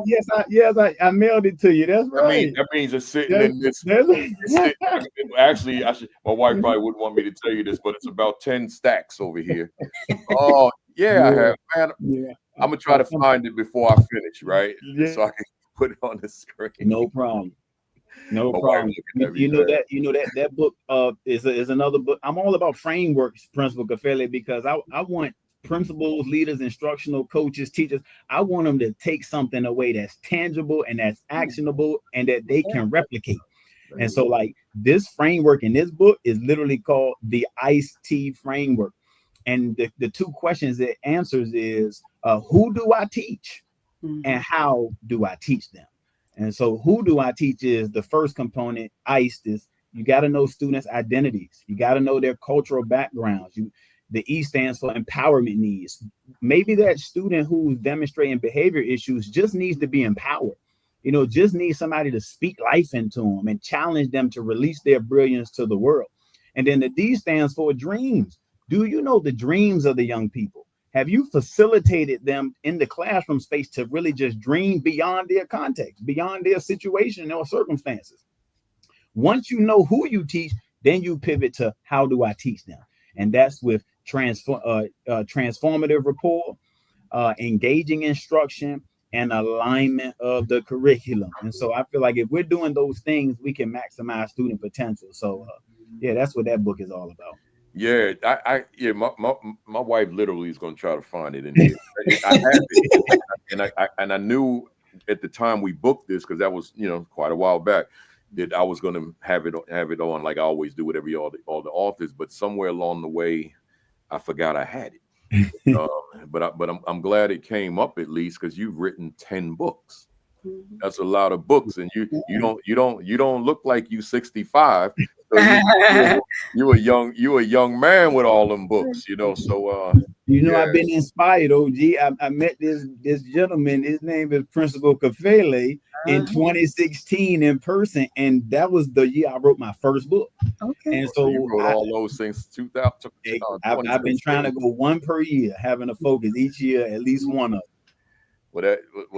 So then we both are falling under that Dr. Jawanza Kunjufu tree, because he inspired me to write them, and his real inspiration was to keep them thin, because educators are busy. Absolutely. Okay, let me write these thin books instead of putting all this stuff in one book, and yeah, good stuff. My wife's trying to find it right now, right? So if you see her on camera slightly, y'all, just ignore it. Right? All right, let me go. Before we get to and by the way, to the fam, we ain't finished, y'all. I just wanted to make sure that y'all knew that you can get in touch with them. They'll do it again at the end. One more before we go to the talking points. I've been seeing this more, hearing this more in this season. I'm not going to get political with this, I promise. But in this season, I've never seen so many leaders who are hurting right now, right? Like overwhelmed emotionally, just not there, right? That type of thing. So I'm having interactions with folks and like, Fele, man, it's different. But then I'm also going on them Facebook pages, which I won't name since I'm talking about it this way. But I go on those Facebook leadership pages and I read all that stuff, right? I literally sit at my chair and I'm just scrolling, reading all these comments, and folks want to leave, man. They want out. Yeah. Right? They it ain't worth it, you know, all this type of thing. And I've never seen it at this level that I'm seeing now, right? So I infuse that in a lot of my presentations. You know, that's where the motivator in me comes out, and I want to talk to them about not losing, you know, the word you used earlier, Dr. Taylor, their why. Right. Because see, when you lose your why, then life can be frustrating, right? But as long as you stay planted, grounded, rooted in your why, I'm not going to say that's the end all in terms of solving your situation, but it's that constant mirror, if you will. It's clean. I hope, Josh, that mirror to remind you of why you're in this business in the first place. I know, right? I know. Yeah, no, it's not bad. It's not bad, right? So he gets on me every week, man. Every week about the mirror. So I say that to say this to you all, to ask you. I'm not going to assign anyone this one. Just jump in, whoever wants to, and we can get all three if you want. How would you go about reminding that frustrated leader out there that may be on this call? It may show up here every week because I'm frustrated, right? Well, how would you go about reminding this leader that, wait a minute, leader, pump the brakes. Your presence is in fact changing lives, which is what this is about today. How would you word that to remind that person that person can receive that, yeah, I matter. Anybody? Well, the first thing that I would like to say to them is to remember when you were praying to God that to give you a principal position. Okay. I remember that oh so well. I would lay here at night and ask God, Lord, please give me a principal position. I want to make a difference. I want to make sure that I'm impacting the babies on the elementary level and building that foundation for them. I want to make sure that they're these productive citizens one day in society that can live in this global economy and things of that nature. That's the first thing that I remind them of. And then the second thing I would like for them to do is to reach out to two other principals, your colleagues. I mean, for example, I reach out to Dr. Quisha Tillman, Brenda Ware McAllister, Erica Fenner McAdoo. You know, they're leaders. Eric McLaurin. Oh, wait a minute. You said Quisha Tillman. I gotta stop you on that one now. Josh was doing the same thing. I can't let you even go another word. That's man, that's the homie right there. Yes. She's been on here too. Yes. Yeah, go ahead.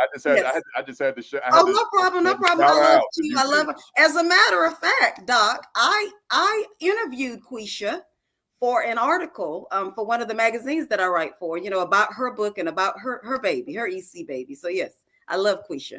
But anyway, it's very important to have colleagues that you can talk to, that you can vent to, and that, you know, who trust you. You've got to be able to release that. And then the third thing, you need to have a passion, or you need to have some outside things that you do. Like take me for an example. Whenever I click off today from you, I'm going to take me a 3-hour nap. Okay. I love to sleep. Okay. And then later on, I'm going to do some writing because I have a cover story that I'm working on. So my thing is sleeping and writing. You know, you've got to have some outside passions that really, you know, you've got to be able to sharpen the saw as well. So you've also got to look out for yourself as well, whether it's getting massages, taking a walk, taking a nap. You've got to look out for self, because if you don't take care of yourself, you can't take care of a staff and take care of others. Okay.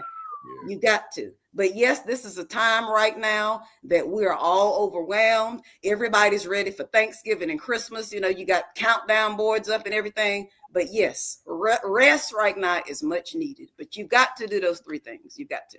I agree with you. I love it. Anybody else want to jump in? Because that person might be on the call right now. Yeah, I would jump in, and I think what Dr. Fenner said is spot on. Like, you gotta be in tune with yourself. You have to know when you're coming close to that point of frustration, when you're at that peak of frustration, and you got to invest in yourself.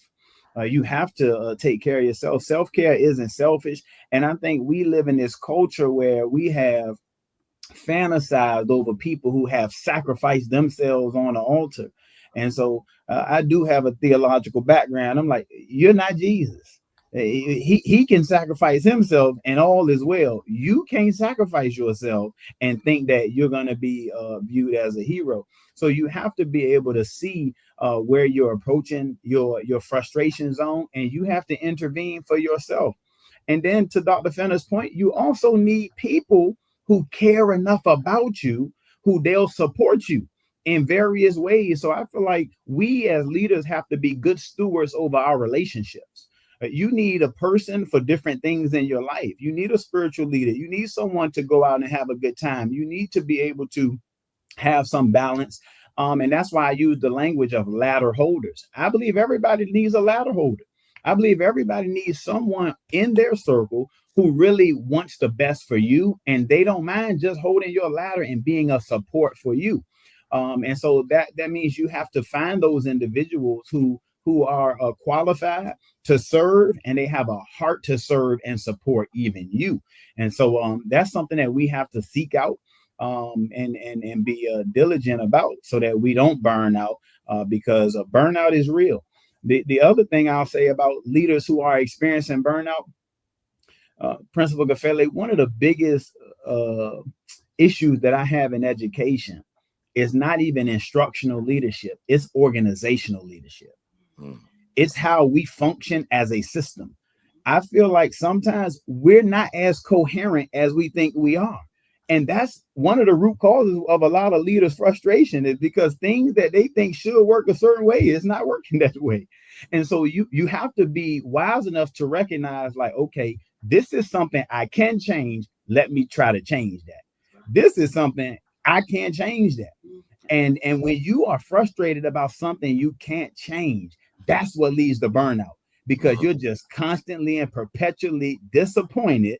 And the reality is, you got to acknowledge that that's somebody else's department or somebody else's role, that they need to get it together. And I can't change that. So within my building, within the staff that I lead, within the community that I support, let me just make sure that I'm operationalizing my vision and I'm operating from a coherent and coordinated place, because dysfunction also leads to burnout.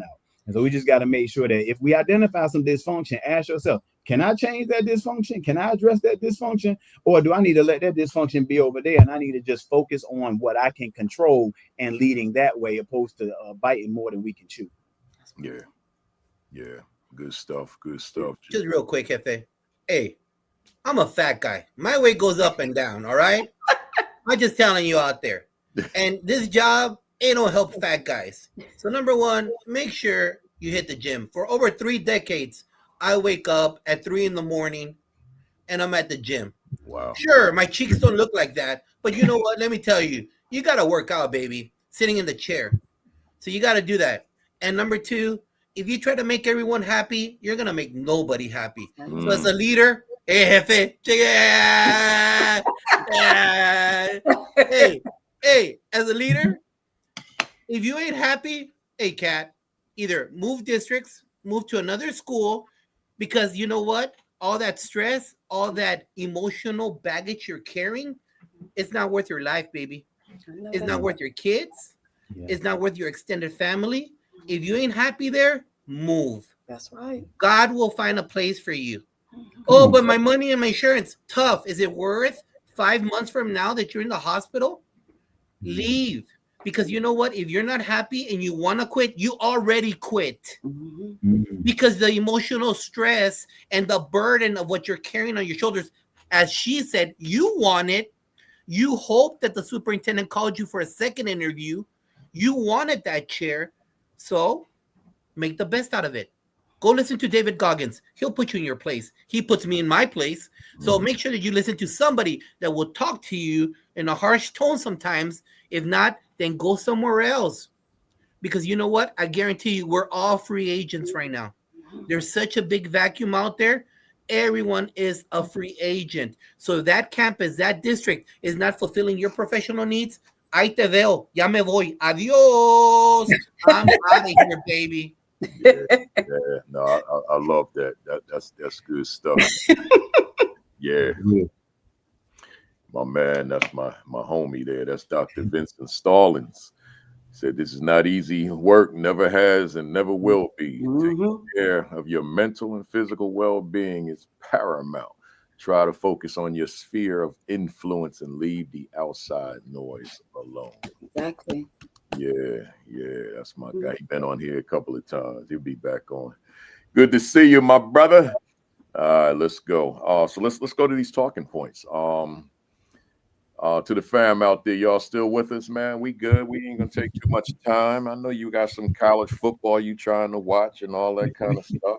But let's get into some of these things that my guests are passionate about.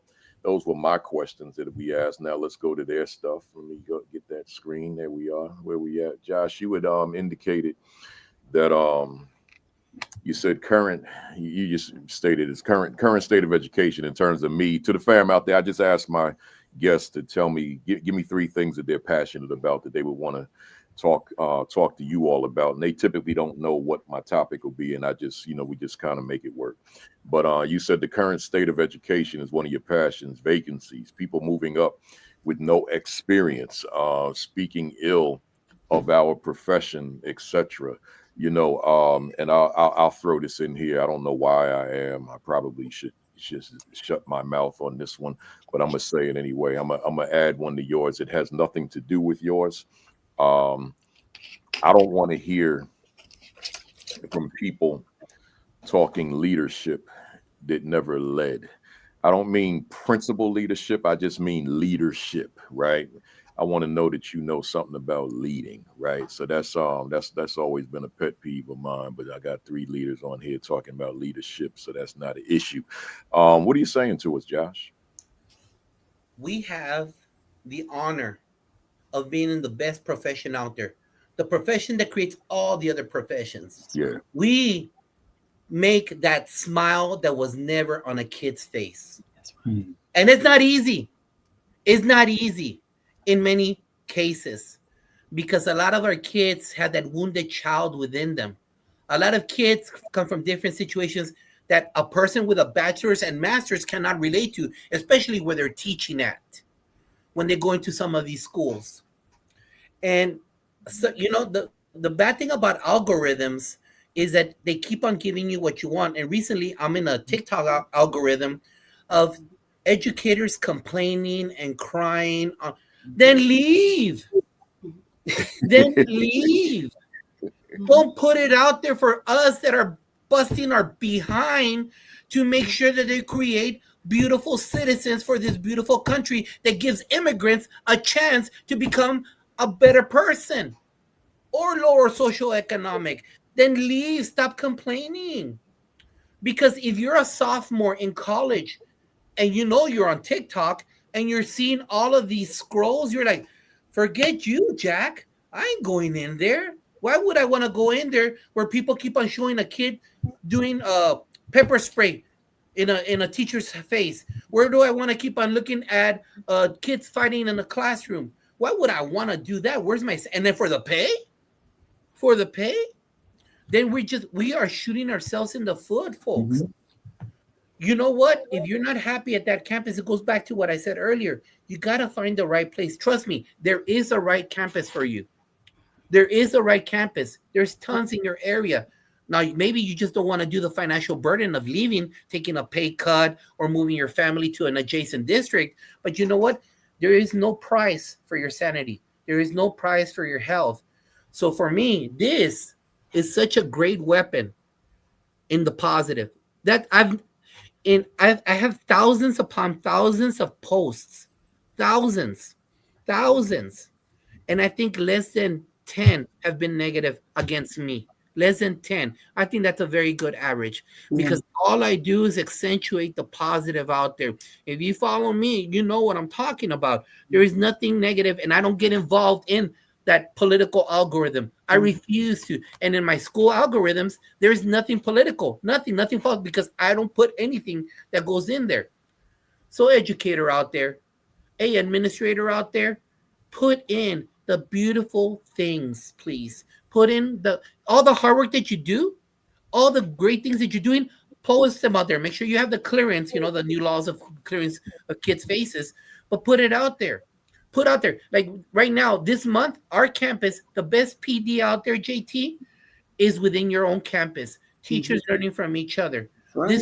This past month, since we're not gonna have a week next week, we've done 583 instructional walks within ourselves. 583 within this campus. Up to this year, we've done 1,700 within this little small school. The best PDs from each other. And I'm posting that out there because maybe there's an educator, a leader out there that doesn't know the power of learning from each other. Yeah. Or students of the week, or teacher of the day, or students honoring their teachers in the languages that are served at this campus. All those are beautiful things that enlighten me.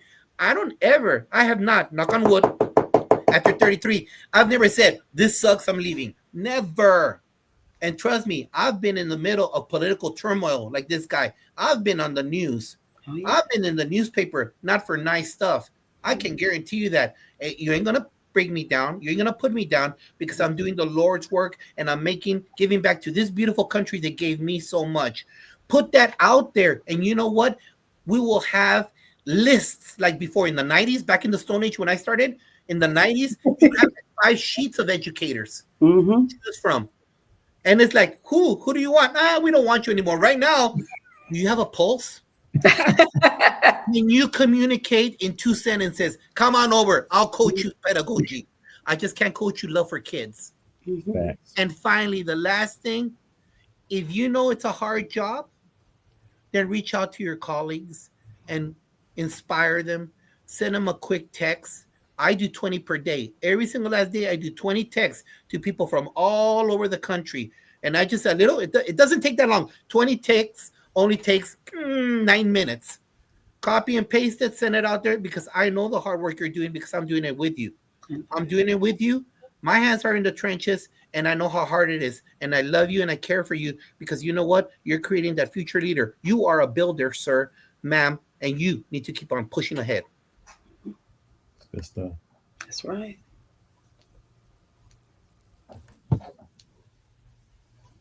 You're muted, Principal Kafele.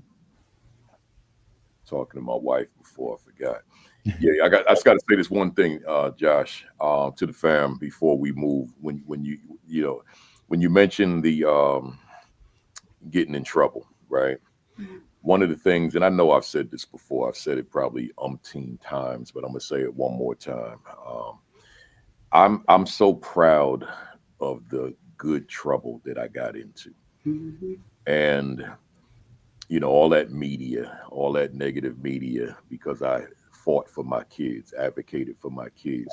So I say that in the context of I feel so good that I released it long ago to the world, so nobody can go digging and digging and digging and we found something on Principal. Oh yeah. Oh yeah. He was suspended.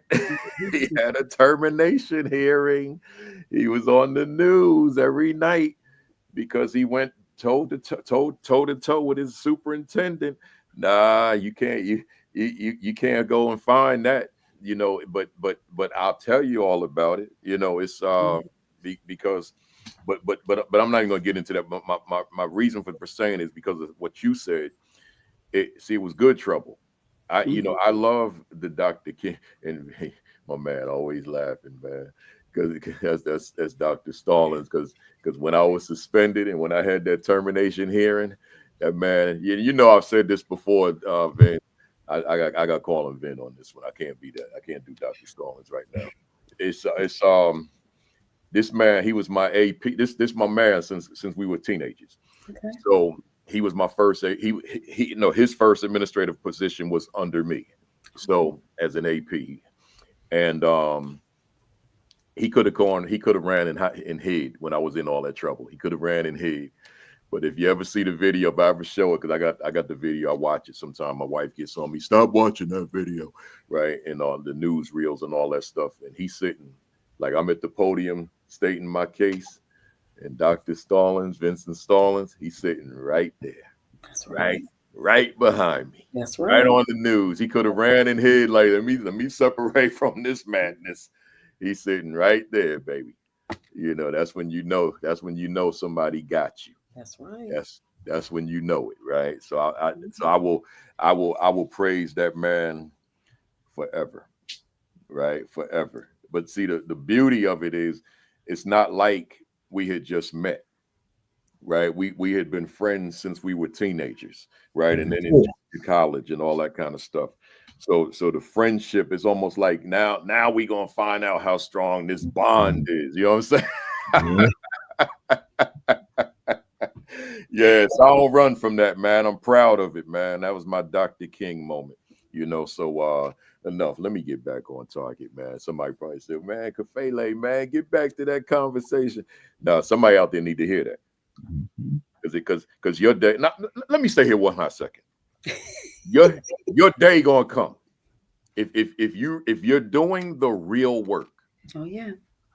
If you're doing the real work, that means that you're going to go against the grain from time to time. Oh yeah. It's just gonna happen. So, and the haters will look for stuff against you. Oh yeah. Oh haters. Yeah.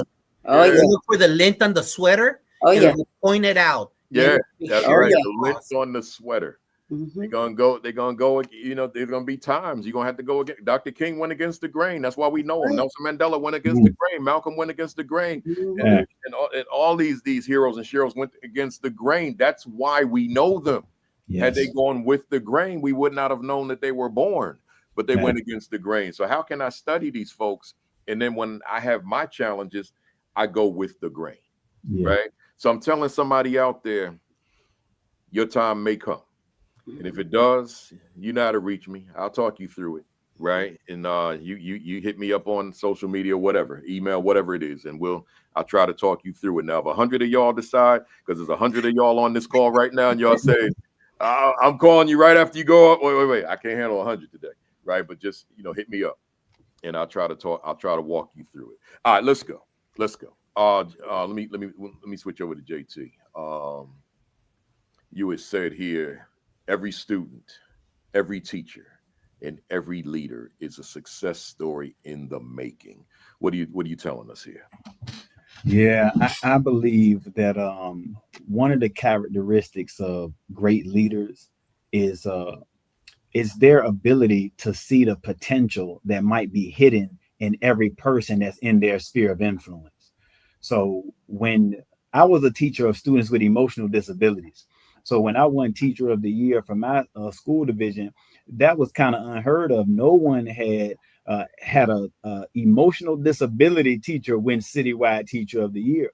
But a part of that for me was, one, seeing the brilliance in students who are constantly getting in trouble for behavior issues, or who have historically gotten in trouble for manifesting inappropriate or problematic behaviors. But one of the things that I said to my students every day was, good morning, young scholar, because I knew that I had to try to change a mindset. I still believe to this day, the work has not shifted from my vantage point. Even when I'm working with adults, I'm trying to shift the mindset. I'm trying to help young people recognize that you were brilliant before you got here, sweetie. Yeah. My job is to pull that brilliance out and help you become more confident in your authentic self, because you being just you're already brilliant. And when I became a Title I instructional coach, I took the same process and same approach with the teachers. I'm like, listen, you have all that you need to be a high-level teacher. Now, you may not be right there just yet, but if we work on these elements, these characteristics, you can be the greatest teacher that you were destined to be. And it's no different for leaders. It's just that sometimes once people have that title of a leader, then they have people in their circle who don't speak life into them anymore, because they feel like, oh, you've arrived. Yeah. You're the leader. You spend the majority of your time now encouraging others. But leaders need encouragement too. Right. And so for me, that's why I go by that ladder holder, because I want to help every leader remember that you have everything you need. You're adequate. You can become the greatest leader that you were destined to be, but sometimes you just need to be reminded that you are adequate. You are good enough as a principal or an assistant principal or an instructional coach, but sometimes you need somebody to tell you that. You need somebody to speak that into your life. And so for me, my philosophy on life is, people have potential that's untapped.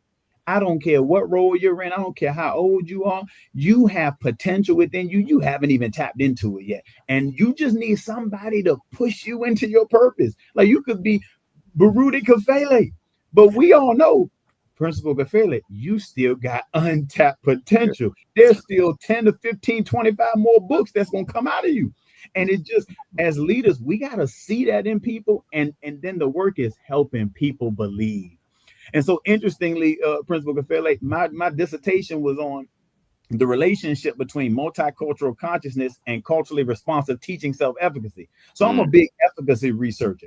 And what is efficacy? A person's belief in their own ability to effectuate change. So you got to believe first in what you are capable of doing. And sometimes people burn out because they start to think that they don't have what it takes. They think that they can't move the academic needle in that school. They think that they don't have what it takes to change the culture. You have what it takes. Sometimes you just need a little bit more support. You might need to have a conversation with Principal Kafele. You might need to talk to Principal Tovar. You might need to speak to Dr. Fenner. And just having people around you who will be your ladder holder, who will be your encouragement, your cheerleader in whatever season you find yourself, then that awakens that belief in you, and you can get back on track with becoming the success story that you were destined to be from the beginning. Yeah, love it. Love it. That's powerful stuff. And yeah, EduBuzz is in Jamaica. So she said, I don't even know if it's a she or he, but ready to go on the Jamaica roads. That's right. And EduBuzz, before you leave, I hope, I don't know if you were on the western side or the eastern side, but if you're on the western side, then certainly you were impacted by Melissa.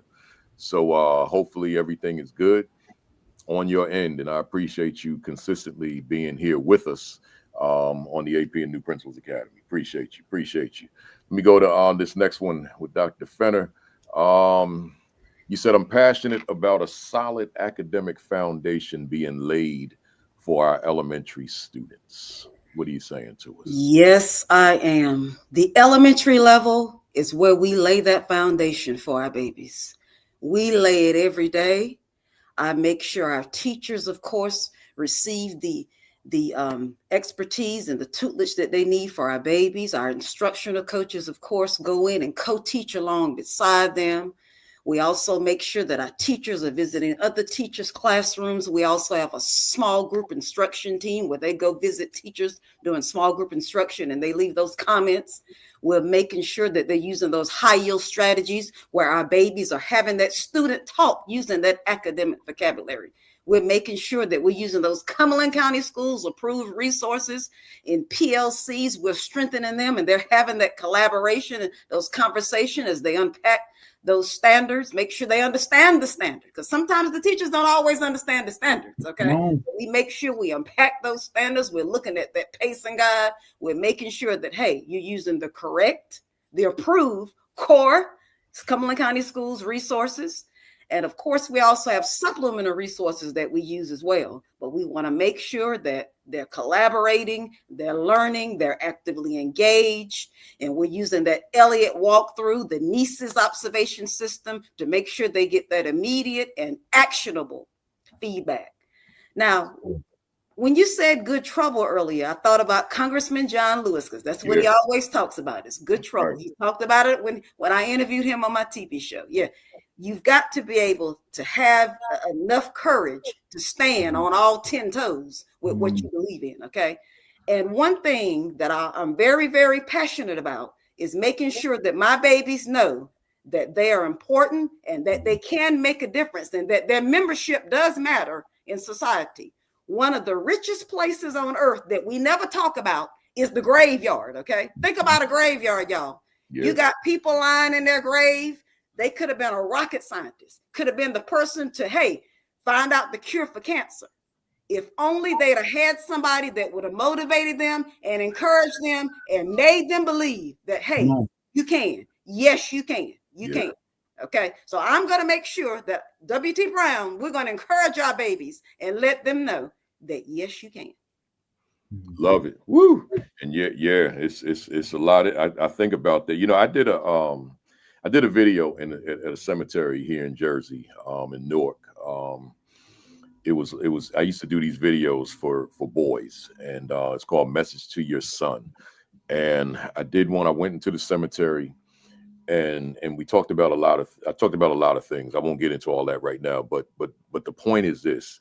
I had that same reflection while I was in there. I said, man, look at just all the diamonds that are represented here that maybe never came to fruition, right? Because like you go to a cemetery for some a loved one that you lost, but I wasn't in there for that reason, so I had a different mindset while I was in there. I didn't even know anybody that I knew of that had transitioned and was in that particular cemetery, but it just kind of spread my thinking that day to, man, it's just so much in here, in terms of the what these souls represented at some point in their lives, and some of us we have those kinds of thoughts and different kinds of thoughts about different things, in different situations, so that was just what that was. I appreciate you for bringing that up. Let's go one more round. Let me go back to Josh here. You said you just said AP and educators keep PD going. And I get what you're saying, but go ahead and go further with it. Unless you want me to put the other one up. No, that's fine. No worries. And just like she said, for all you high school people that use this silly line, that's so elementary. Shut the front door. Can you just close your mouth? Can you stop that? That's totally a dinosaur mentality. Because you, in one hand, high school people, or 8th grade people, you can't say, I'm getting them with a learning gap. But where is all the foundation in elementary? That means you need to use some of those building blocks to scaffold back and fill in those gaps. So you need to use not only the motivational aspect, because kids run to school in elementary, kids run away from you in middle school and high school. So what can you do to build that bridge? They love the stickers. They love the pencils. And they love the takis. So high school people, get over yourselves, because you need to do something to bridge that gap. Because that kid who's frustrated, that kid who has a learning gap is the one that's going to be scrolling in your class. And then you're angry because they're scrolling. And then you're going to blame the kid because they're not paying attention. And all the kids don't respect us. It's a cause and effect situation. So what are we doing to lay that foundation in our classrooms and ensure that that is a great learning environment? And you know who has most of it? Elementary teachers. So for PD, that's what we need to do, is learn from each other. As a high school principal, as a middle school principal, have the ability and create the environment where you go learn from each other. 3rd grade level, go see 4th grade level. 3rd grade level, go see 2nd grade level. Hey, you're receiving school. It depends on your elementary. If you go from 5th to 6th grade or 6th grade to 7th grade, send those teachers to walk those hallways. That way you bring back the knowledge of what their kids are going to be seeing at their receiving schools. Because we know there's a big gap, right? When they leave from middle school to elementary to middle school, there's a big problem. And when they leave 8th grade to go to high school, where do we lose our kids? That first stage. But do our team members at that level ever go see those schools? No. Do they know how to communicate? That's PD. That's real life on how your product that you put in an 8th grade or 5th grade or 6th grade, how are you going to make sure that they're successful at the next level? And another thing, what are you doing to learn from others? What are you doing to learn from others? Again, I'm not here to talk about red, blue, purple, or anything. Okay? Use this. Use this as free PD. We're broke. We ain't got money, guys. There's no money out there in education, all right? So we're broke. So use Edutopia, Education Week. Use all of these podcasts. Myself, I like to listen to like around 15 per week, 15 podcasts. And I like learning from other leaders. I need to know if I am on pace. That's right. Not with Texas. I already know the Texas mentality. I already know the North Dallas mentality. What am I doing to learn best practices from other regions? That's right. You got to open your mind to be able to listen. And then you're like, he's saying what I say. Oh, no, he's doing. But actually, don't fake the funk. Are you really doing what that person's saying? Are you really doing it? Because a lot of people do that, right? oh, we did that before and it doesn't work. No, there's certain cliches that are universal in education. Conferences. Have you actually researched conferences? I know we're broke, but there's a lot of online conferences. There's some money for conferences out there with your Title One to get people out there. And if not, then bring them in. Mhm. Then bring in the speaker. Hey guys, I've brought top talent to a little school like Memorial. I have zero Title One money at this campus. Zero. But I've brought top talent. I brought this young man up here. I brought Eric Schillinger. I'm not going to name drop. I brought top talent that are national speakers to Memorial Pathway Academy. And you know what? They want to come because they know what the possibility of their vision being implemented here. Because if you're a speaker, you want to make sure that what you bring to the table to that school thrives. Mhm. So me as a principal sitting here, does my vision match with Principal Cafele? Yes, it does. Is there a purpose for it? So his vision and my vision create a better synergy for success for the adults. Not only that, what are your team members doing? Because you can't be an educator in the classroom and say, these kids don't want to learn. Oh, they're so lazy. They don't want to read a chapter. When I used to go to school, but then you put a book in front of them, they don't want to read it. You put a book study for teachers. Oh, I'm not going to do that on my free time. They better pay me for that. You can't have your cake and eat it too, guys. Would you say that with a dentist that never went to updated their training? Would you do that with a doctor that never updated their training? You know we want the best doctors for our health. You know who the health of our country are? Our scholars. What are we doing to ensure that our success as educators, we're always ongoing? Hey, I got a top-notch, another national speaker coming in on January the 5th. But what did I do? I did a book study on his book previously. So then now he's bringing the message. What are you doing out there to become the best version of yourself? And it's feasible as long as you know how to budget. Listen to Coach Hurt about budgeting your money. I have zero. Where I came from Socorro, I took Todd Whitaker. I had Principal Cafele. I had Craig Boykin. I had tons of people because I had like $400,000. Oh, wow. Okay? I had buku. Remember how bad that school was. Yeah. Remember that lower socioeconomic area. So I'm letting you all know it's how you sitting in the chair. You have your vision and your vision matches to the speaker. If it doesn't and you can't connect, then don't bring him or her because they sound cool, because they motivated you, because then it becomes another thing in the campus. Oh, principals went to this conference and they liked it and they're going to make us do it. Another thing on our plate. No. Your vision has to match the speaker's vision or the book that implements a betterment for the learning body, for the learning community. So this year, one of our themes is soft skills, how to make eye contact, how to greet people at the door, how to have those things. So our book study that I'm ordering for January when we come back, along with our national speaker, is 7 highly effective skills for teens. So we're going to read that. So what are we doing to ensure that the whole concept of the year not only continues, but thrives for the future, making our team members the best version of themselves? Yeah. And finally, in closing, if you hire somebody and you bring him to your campus, hey, principal, keep your butt there. Don't leave. Don't walk out.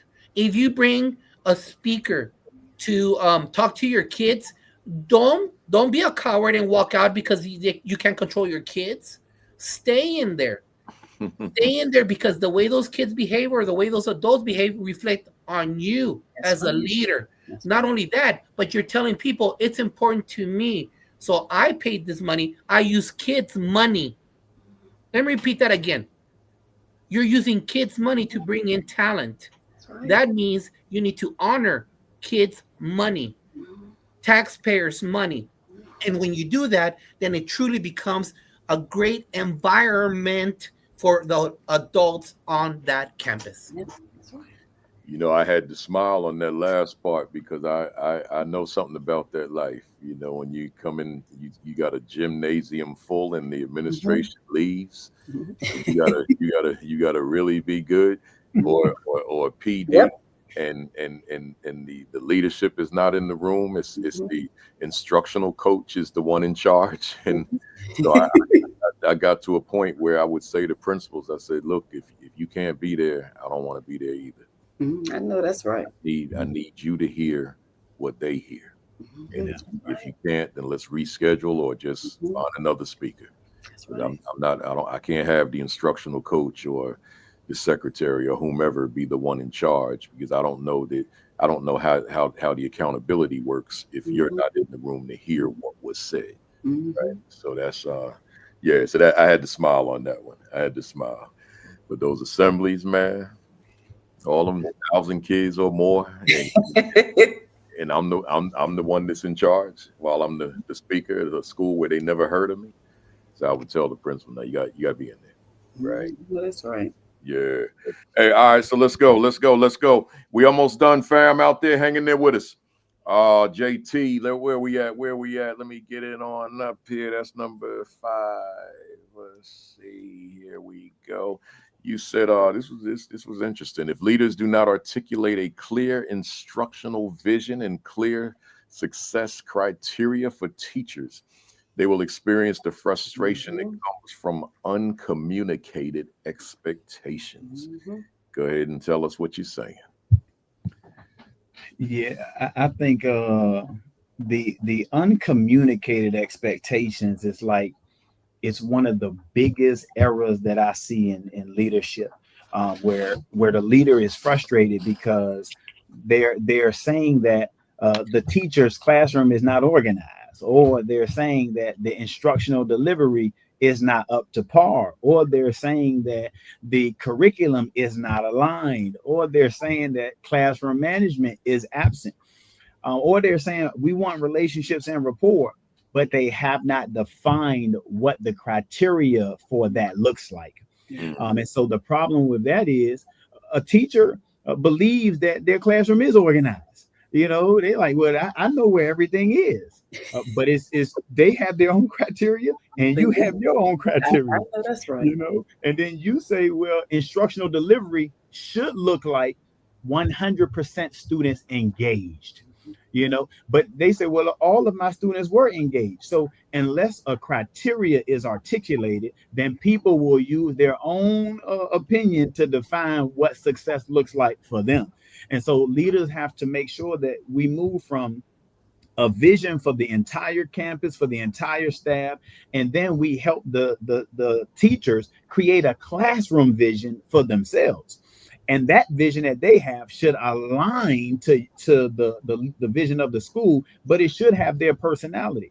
So when I coach teachers, there were some teachers who said, I love a lot of movement. You know, I love using stations. I love using groups, think, pair, share. I love students. I love doing walkabouts in the classroom. And then you had some teachers that say, hey, I like to facilitate in just 3 groups, you know, a low, a middle, a high group. So it's, you get to the opportunity to lead your class with your own personality. It just has to align with the vision that the leader has set. You don't get to cast the vision for your classroom. That's the complete opposite of the vision that the principal has established. But we have to be clear about what the vision is, because when a vision is not articulated and it seems as if it doesn't exist, then what that means is people come up with their own vision. And I tell leaders this: whenever there's 2 visions in a place, that is what we call division. It's 2 visions. You know, so the only way to guarantee that everyone knows your vision is to communicate it, and not just from your head through your mouth, but also in a concrete format. Send that thing out in email, put that on your signature, your tagline for your email. Make sure everyone understands where we're going as a school. And then after you articulate your vision, then you communicate to everyone who's on the instructional leadership team, to the department chairs, to the staff, to the support staff. Based on the vision, here's your role within it. And here's the criteria that I'm going to measure you based on the vision to ensure that we're moving in the right direction. And so that's why I speak a lot about organizational coherence, because sometimes you got people who have a role, but they're not functioning in their role based on the criteria that's set. And that's why we can't get it off the ground. And we're trying to figure out, how come we haven't moved the academic needle? Well, if you revisit one of those PLCs, you might see that not everybody discussing data. So it's something, has some ball is being dropped somewhere in the program, and that's why we're not being able to effectuate change. But if we make sure that leadership is on par, supervision is being carried out, we're monitoring the progress, and we're measuring performance based on some criteria that we've set, we can predict some success. But when that vision is missing and that success criteria is missing, then people walking around thinking that they're killing it. And meanwhile, the data says that's the complete opposite of what's happening in your space. So we just have to be clear about it, or we'll have uncommunicated expectations. Uncommunicated expectations, man. That's powerful stuff. To the fam out there, I hope you heard that, because that's really significant. Everything that's being said is significant today. But that piece there, that's critical.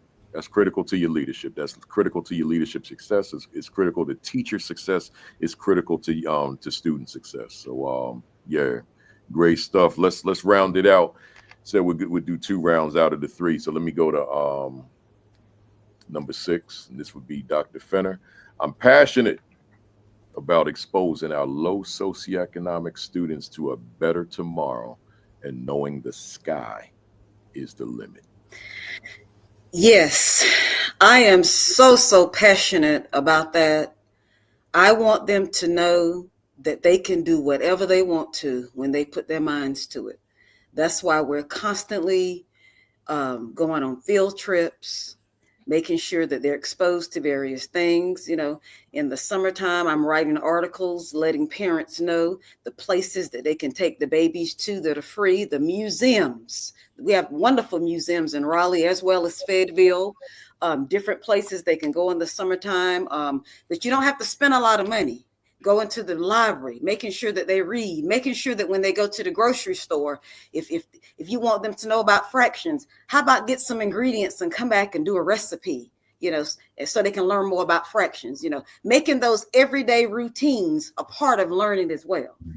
When you all are in the car, when you talk about reading and you want to increase that reading stamina, because we all know that on those end of grade tests, those reading passages are yay long. Okay. So when you're in the car, let them read signs, let them read, billboards. At our school, one of the things you have to do at night, other than do the homework that the teacher is assigned, you also have homework for me as the principal. You're to read for 30 minutes or more, and you're to study those multiplication cards every night. When they're home during the summer, buy them a journal, have them write every week what they've done that week when they're home. Make sure they're reading. Make sure you're taking them places where they can learn and grow and evolve. And it doesn't have to be some place where you have a lot of money and all. But the key is to make sure that they know there's a better way of living in life. We've got to stop this generational poverty cycle. We've got to stop that mind frame. We've got to let them know, hey, you're our future. You're supposed to take over our job one day and also do jobs that have not even yet been developed. Okay, so we want you to be ye so ready for those things. So those are the kinds of things, like I said, that I'm so passionate and so adamant about, especially when it comes to our low socioeconomic babies who have not been exposed and won't get that kind of exposures that other students will get. Love it. And it's so essential. And that was, that going back to what I said about the Young Men's Empowerment Program. We're bringing in men from all walks of life, from OG all the way to professional, is open up a multi-million-dollar company, and everybody in between.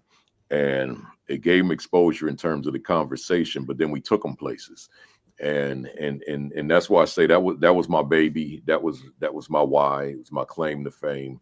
It was just so much packed in there, and I'll probably be talking about it forever, right? So good stuff in terms of that exposure that young people have. Matter of fact, let me say this just for the benefit of the fam and benefit of the conversation.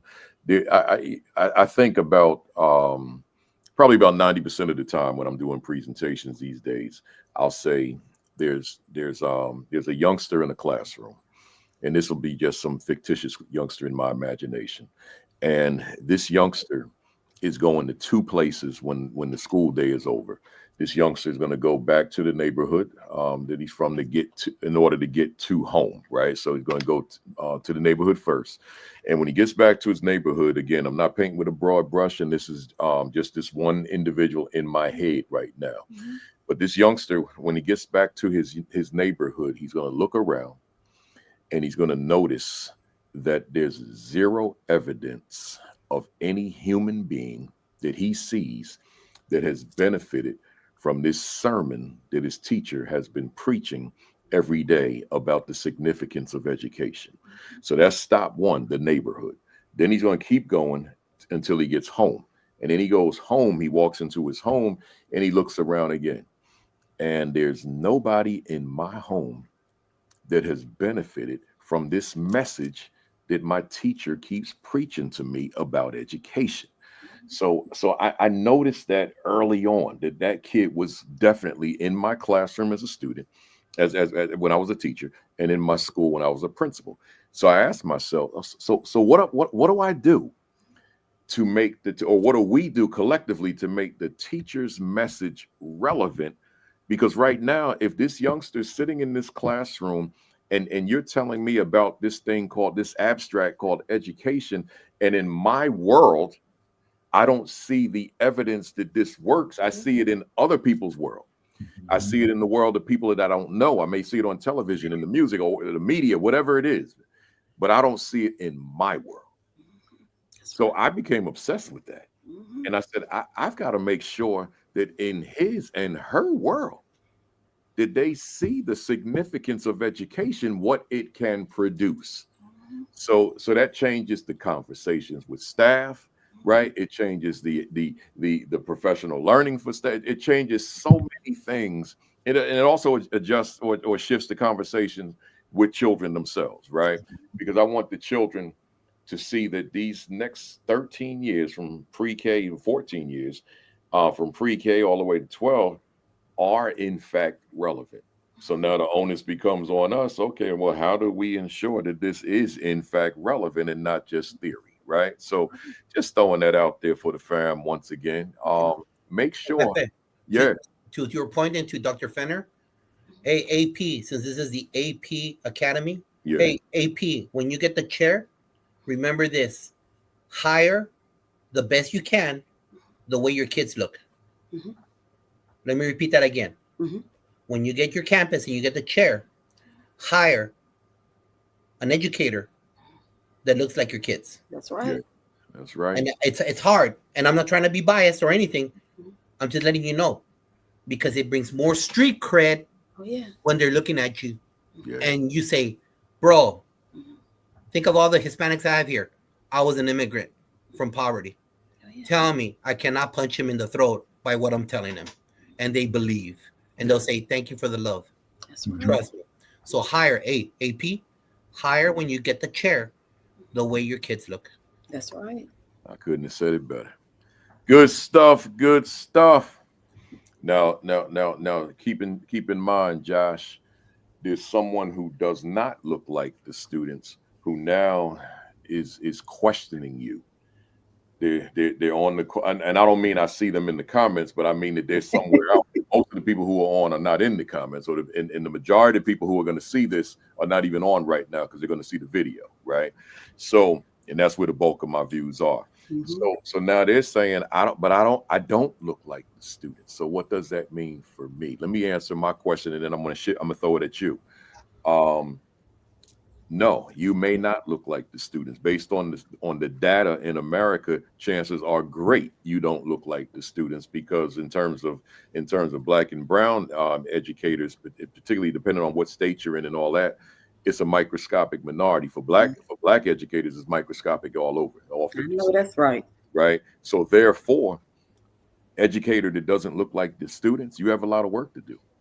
Because it's not just what you got at the undergrad school or even the master's level in terms of content, right? There's so much that you need to learn from your peers, right? So much you need to learn from other folks in that building. So much you need to learn from the parents. So much you need to learn from folks in that community. There's so much you need to learn about the community. There's just so much learning that has to occur in order for you to be optimally proficient in making that connection with the youngster, which is inclusive of getting to know that youngster, right? Through that youngster's lens. So that's a whole topic. So I ain't even gonna go nowhere.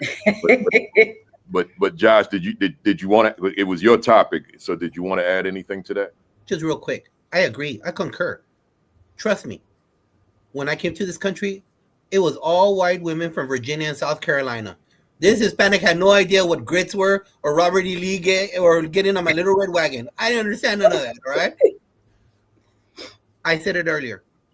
Like kids. I'll teach you pedagogy just like kids. When I came to North Dallas, I had no idea of all the Muslims I had here.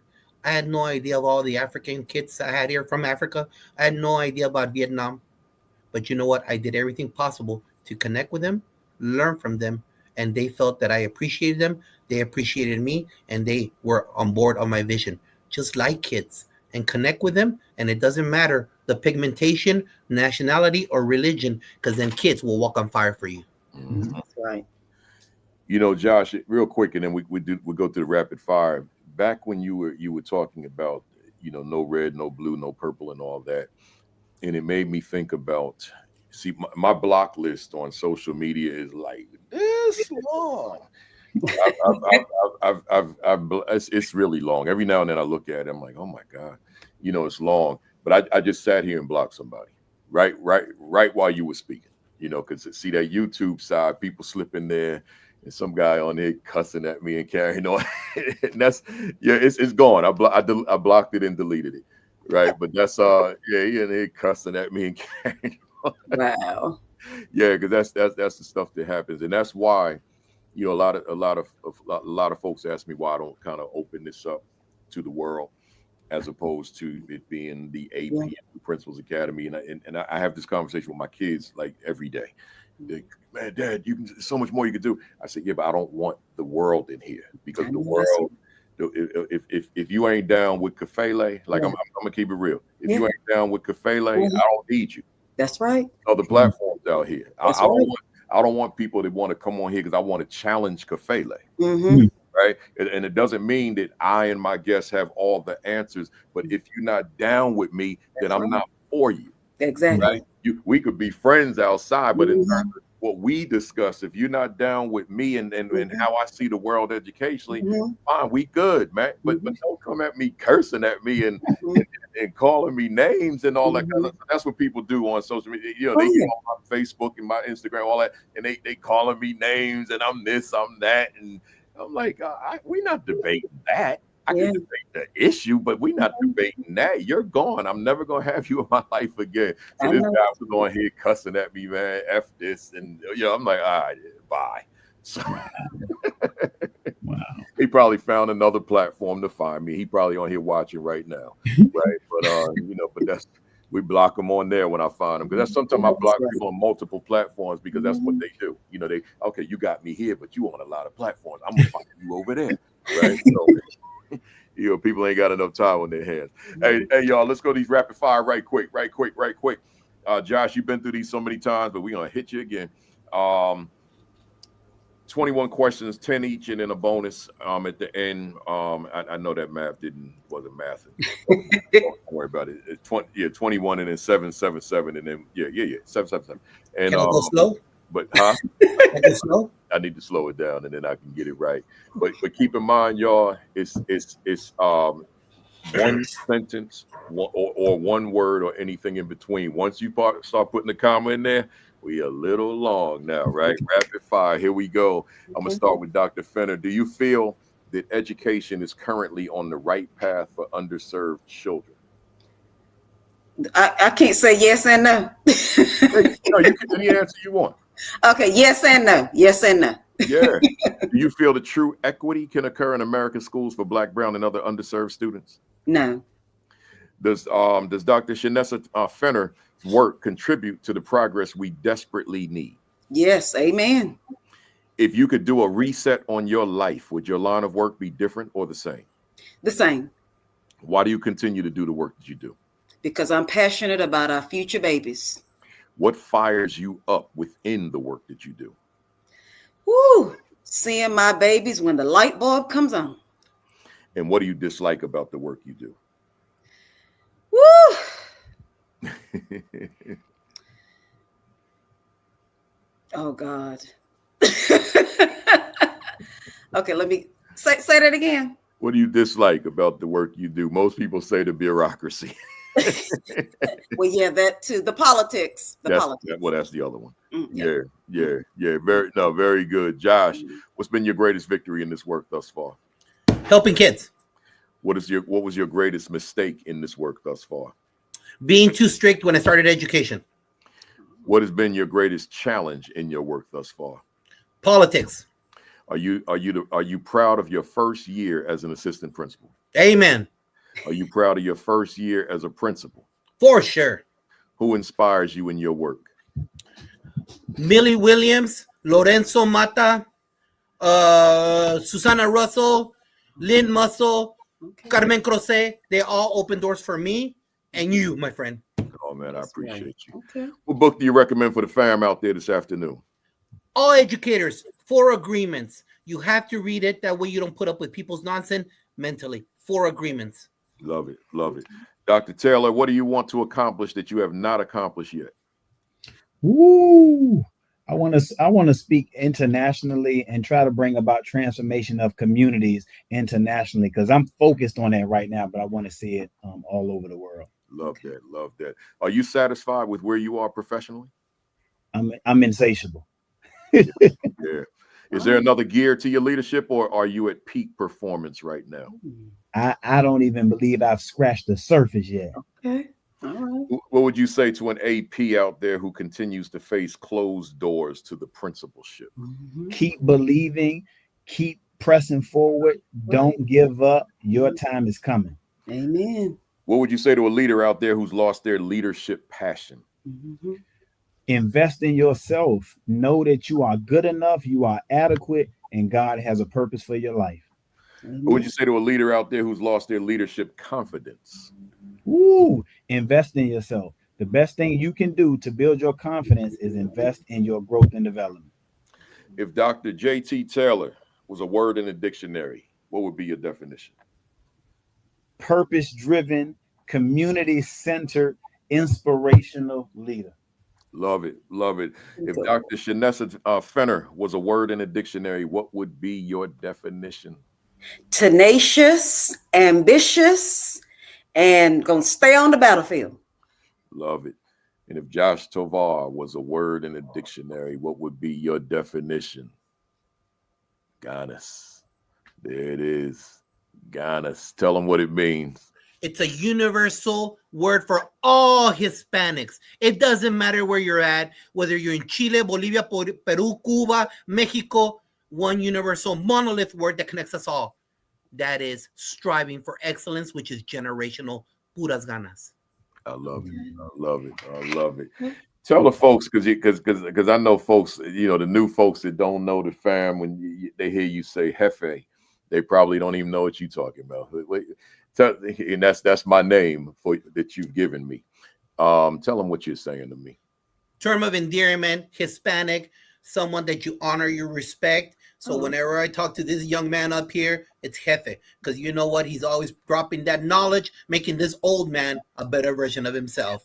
Okay, I know that's right. Okay. Appreciate that. To the fam out there, I don't even have to give you direction. You already started. Look at all those emojis. But for those that don't know, the way that we applaud our guests is just give us your favorite emojis. Whatever your favorite emoji is, give them to us. So if today's session, if it resonated with you, if it was good for you, if it was useful, if you could utilize or incorporate some of what you heard into your leadership, into your practice, then give us, or if it was just good listening, give us your favorite emojis. Keep them coming. I see them. I know y'all started already, but keep them coming. Your favorite emoji. And while you do so, let me get my favorite emoji. This is my Louisville Slugger at Jefferson County, in Kentucky gave me. And every time you came to bat, y'all hit it out the park. Grand slam, grand slam. That's a lot of runs. And y'all know I wear my Negro Leagues jersey every Saturday, but I forgot to tell you what this one is. I haven't worn this a lot of times. People typically associate the Negro Leagues with the South and the Midwest, but this is way out in Seattle. There was a Negro Leagues team, the Seattle Steelheads, right? So I wore my Philadelphia Giants since I was at the Philly conference yesterday, and everybody in there wanted that shirt, man. Where you get that shirt from? I need that. I told him, I said, hey, be ready to spend some money. These shirts, you don't get them for less than $200 because they're flannel. They're authentic. So I have about 80 of them upstairs in the closet. Wow. Yeah, my wife thought I was losing my mind when every week it was a new one being delivered. But these are the shirts I wear with this platform. In the summer, I get a little loose and I might put on some major league stuff. But it's, people like Hank Aaron and Willie Mays, those types. But yeah, the Seattle Steelheads, Negro Leagues.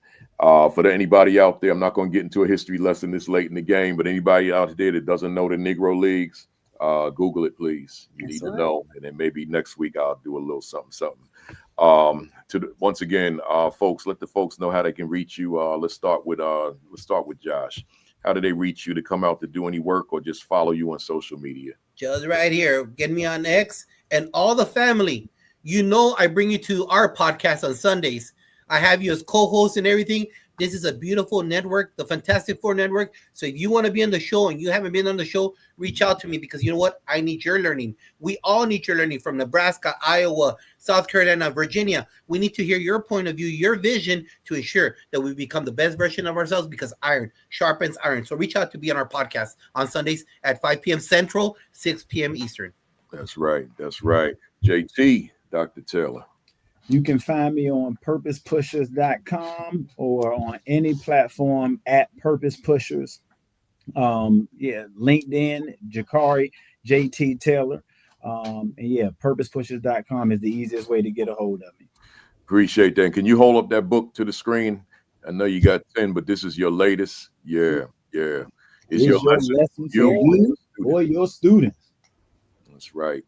I will have found mine by next week, and I'll have it on the screen next week. I took over the dining room table here, and I have 1, 2, 3, 4, 5. There's 8 stacks of books here because all my cases are full to capacity.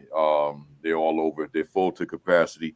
So my wife and I have been in a year-long debate as to where a new case would go. So we're still debating. So since we're debating, I ain't even gonna show you all this table. It's too embarrassing. But it's a million books here, right? So we got to figure that out. We got to figure that part out. But we in a debate right now as to where it will go, so that I can get these books off this table, and then you won't see this little corner right here anymore, right? So we'll figure it out. But Dr. Fenner. At LinkedIn, Dr. Shanessa Fenner, and my email is shanessafenner@yahoo.com. Excellent. So y'all know how to reach all 3 of them and all 4 of us, right? Let me close this out. I'm gonna put y'all backstage, but don't leave. And then, folks, let me just close this out right quick. Appreciate you being here. It's late, I know. It's 1:45. It's a 3-hour session today, but it's all right, man. It's all good, man. I'm glad you're still here. Let me say this to you, y'all. I wanted to say this earlier, and it left my mind. I didn't have it written. I told, and many of y'all that were here in the beginning are not here now anyway. This is a whole different group probably, right? But let me say this to you. Yesterday, I was at the Center for Black Educator Development conference, which is called Black Men's Educators Convening. And I was there all day. I talked about the power, the significance of that conference. I'm not going to do that now, but I just want to say this to you. One of the MCs got up after the opening panel yesterday and said something that blew my mind. I really wanted to say this earlier. I forgot, so I'll say it to you. It blew my mind. This is a big conference, but it's still a growing conference. But the reason that they can exist, the conference and the nonprofit organization, is because of donors. Well, Let me give you the name of the organization again: the Center for Black Educator Development, and the conference Black Educators Black Men in Education convening. Well, yesterday the MC after the panel made this announcement. He said, "We need you all to give."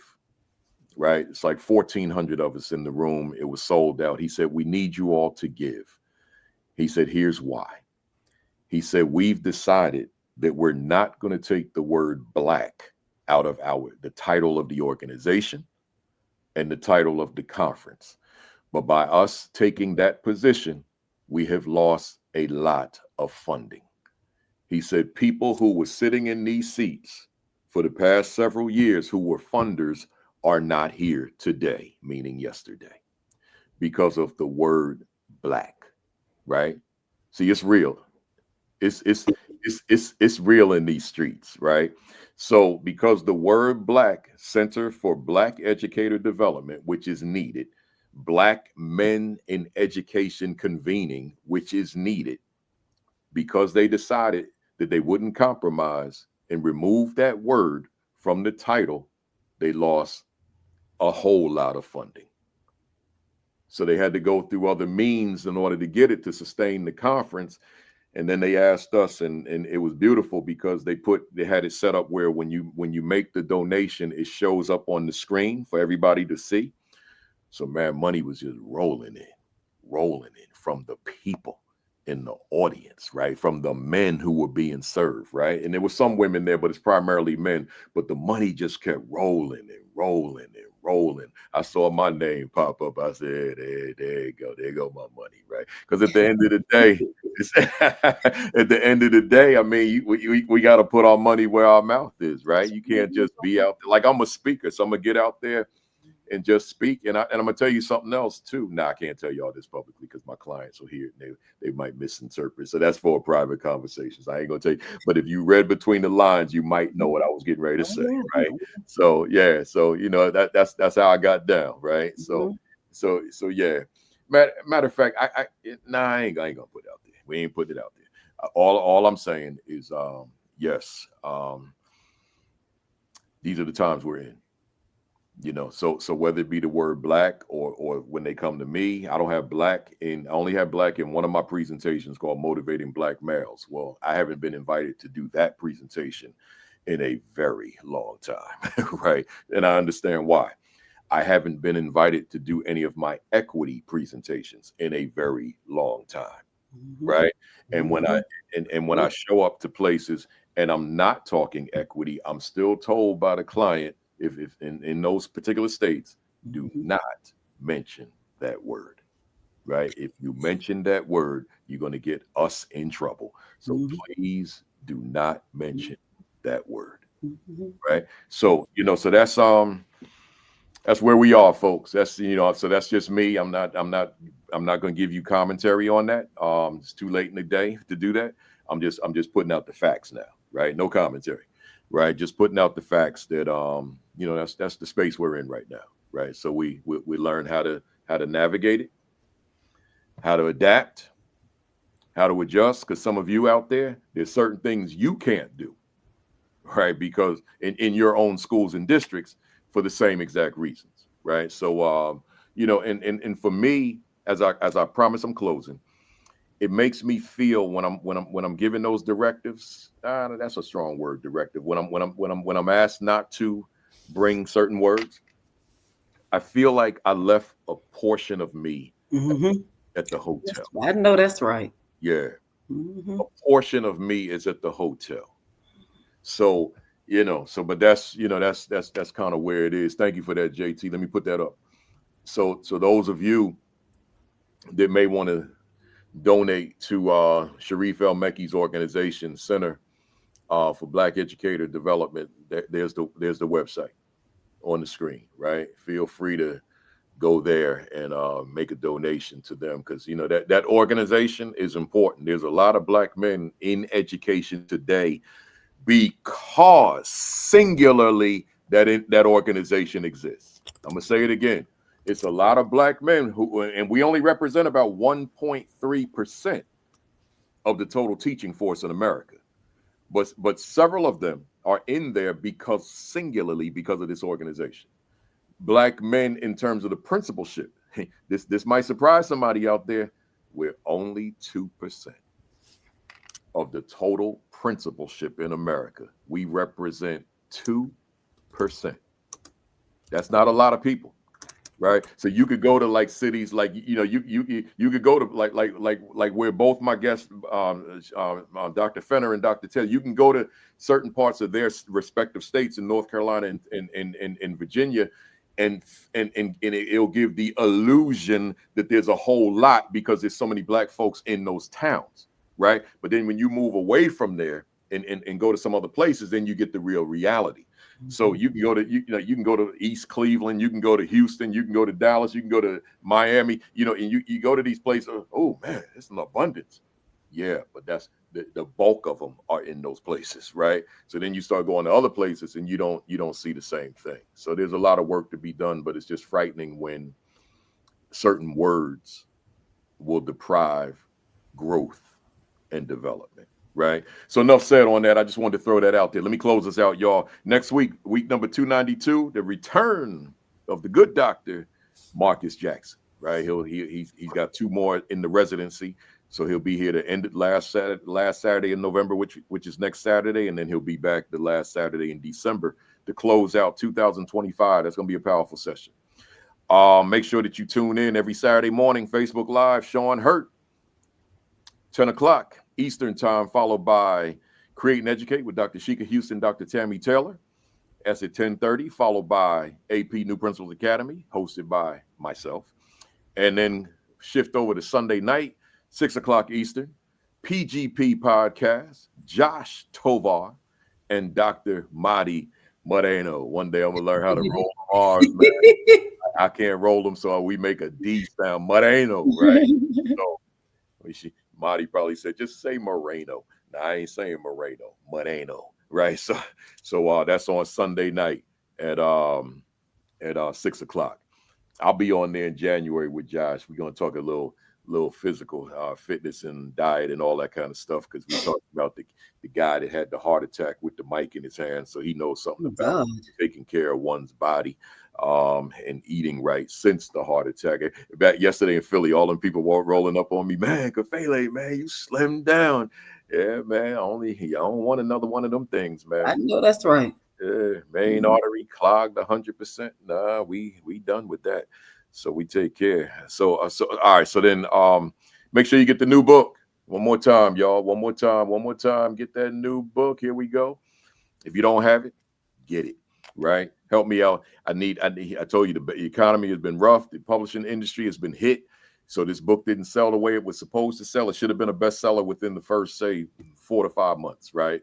But because nobody was buying books because of the economy. So, oh man, I see you. Let me bring you on up here, man. Let me bring you on up here. Yeah. yeah. Appreciate that. Get that book, y'all. Get that book. Yes, sir. So folks, it can still become bestseller if we can reach the 10,000 mark by mid-December. You know, we right at the cusp. But as far as ASCD standards, it's got to be 10,000 within the first year, right? So we're almost there. So hit me up. We right at the cusp. Go to Amazon. You can get it from Amazon. You don't have to go to ASCD, or you can go to ascd.org and get your copy, and we'll see if we make it. All right. Subscribe to the AP New Principals Academy YouTube channel. Visit principalkafele.com for additional resources, and then finally, your diet, your exercise, and your virus precautions. Do whatever you got to do to take care of yourself, right? Whatever it is. I ain't going to make the recommendation of what it is, just whatever it is, do what you got to do. Other than that, appreciate y'all being here. Let me take this off the screen. Appreciate y'all being here once again. And we will see you next week for week 292. Other than that, have a great week. Have an extraordinary week. Have your best week yet. Peace.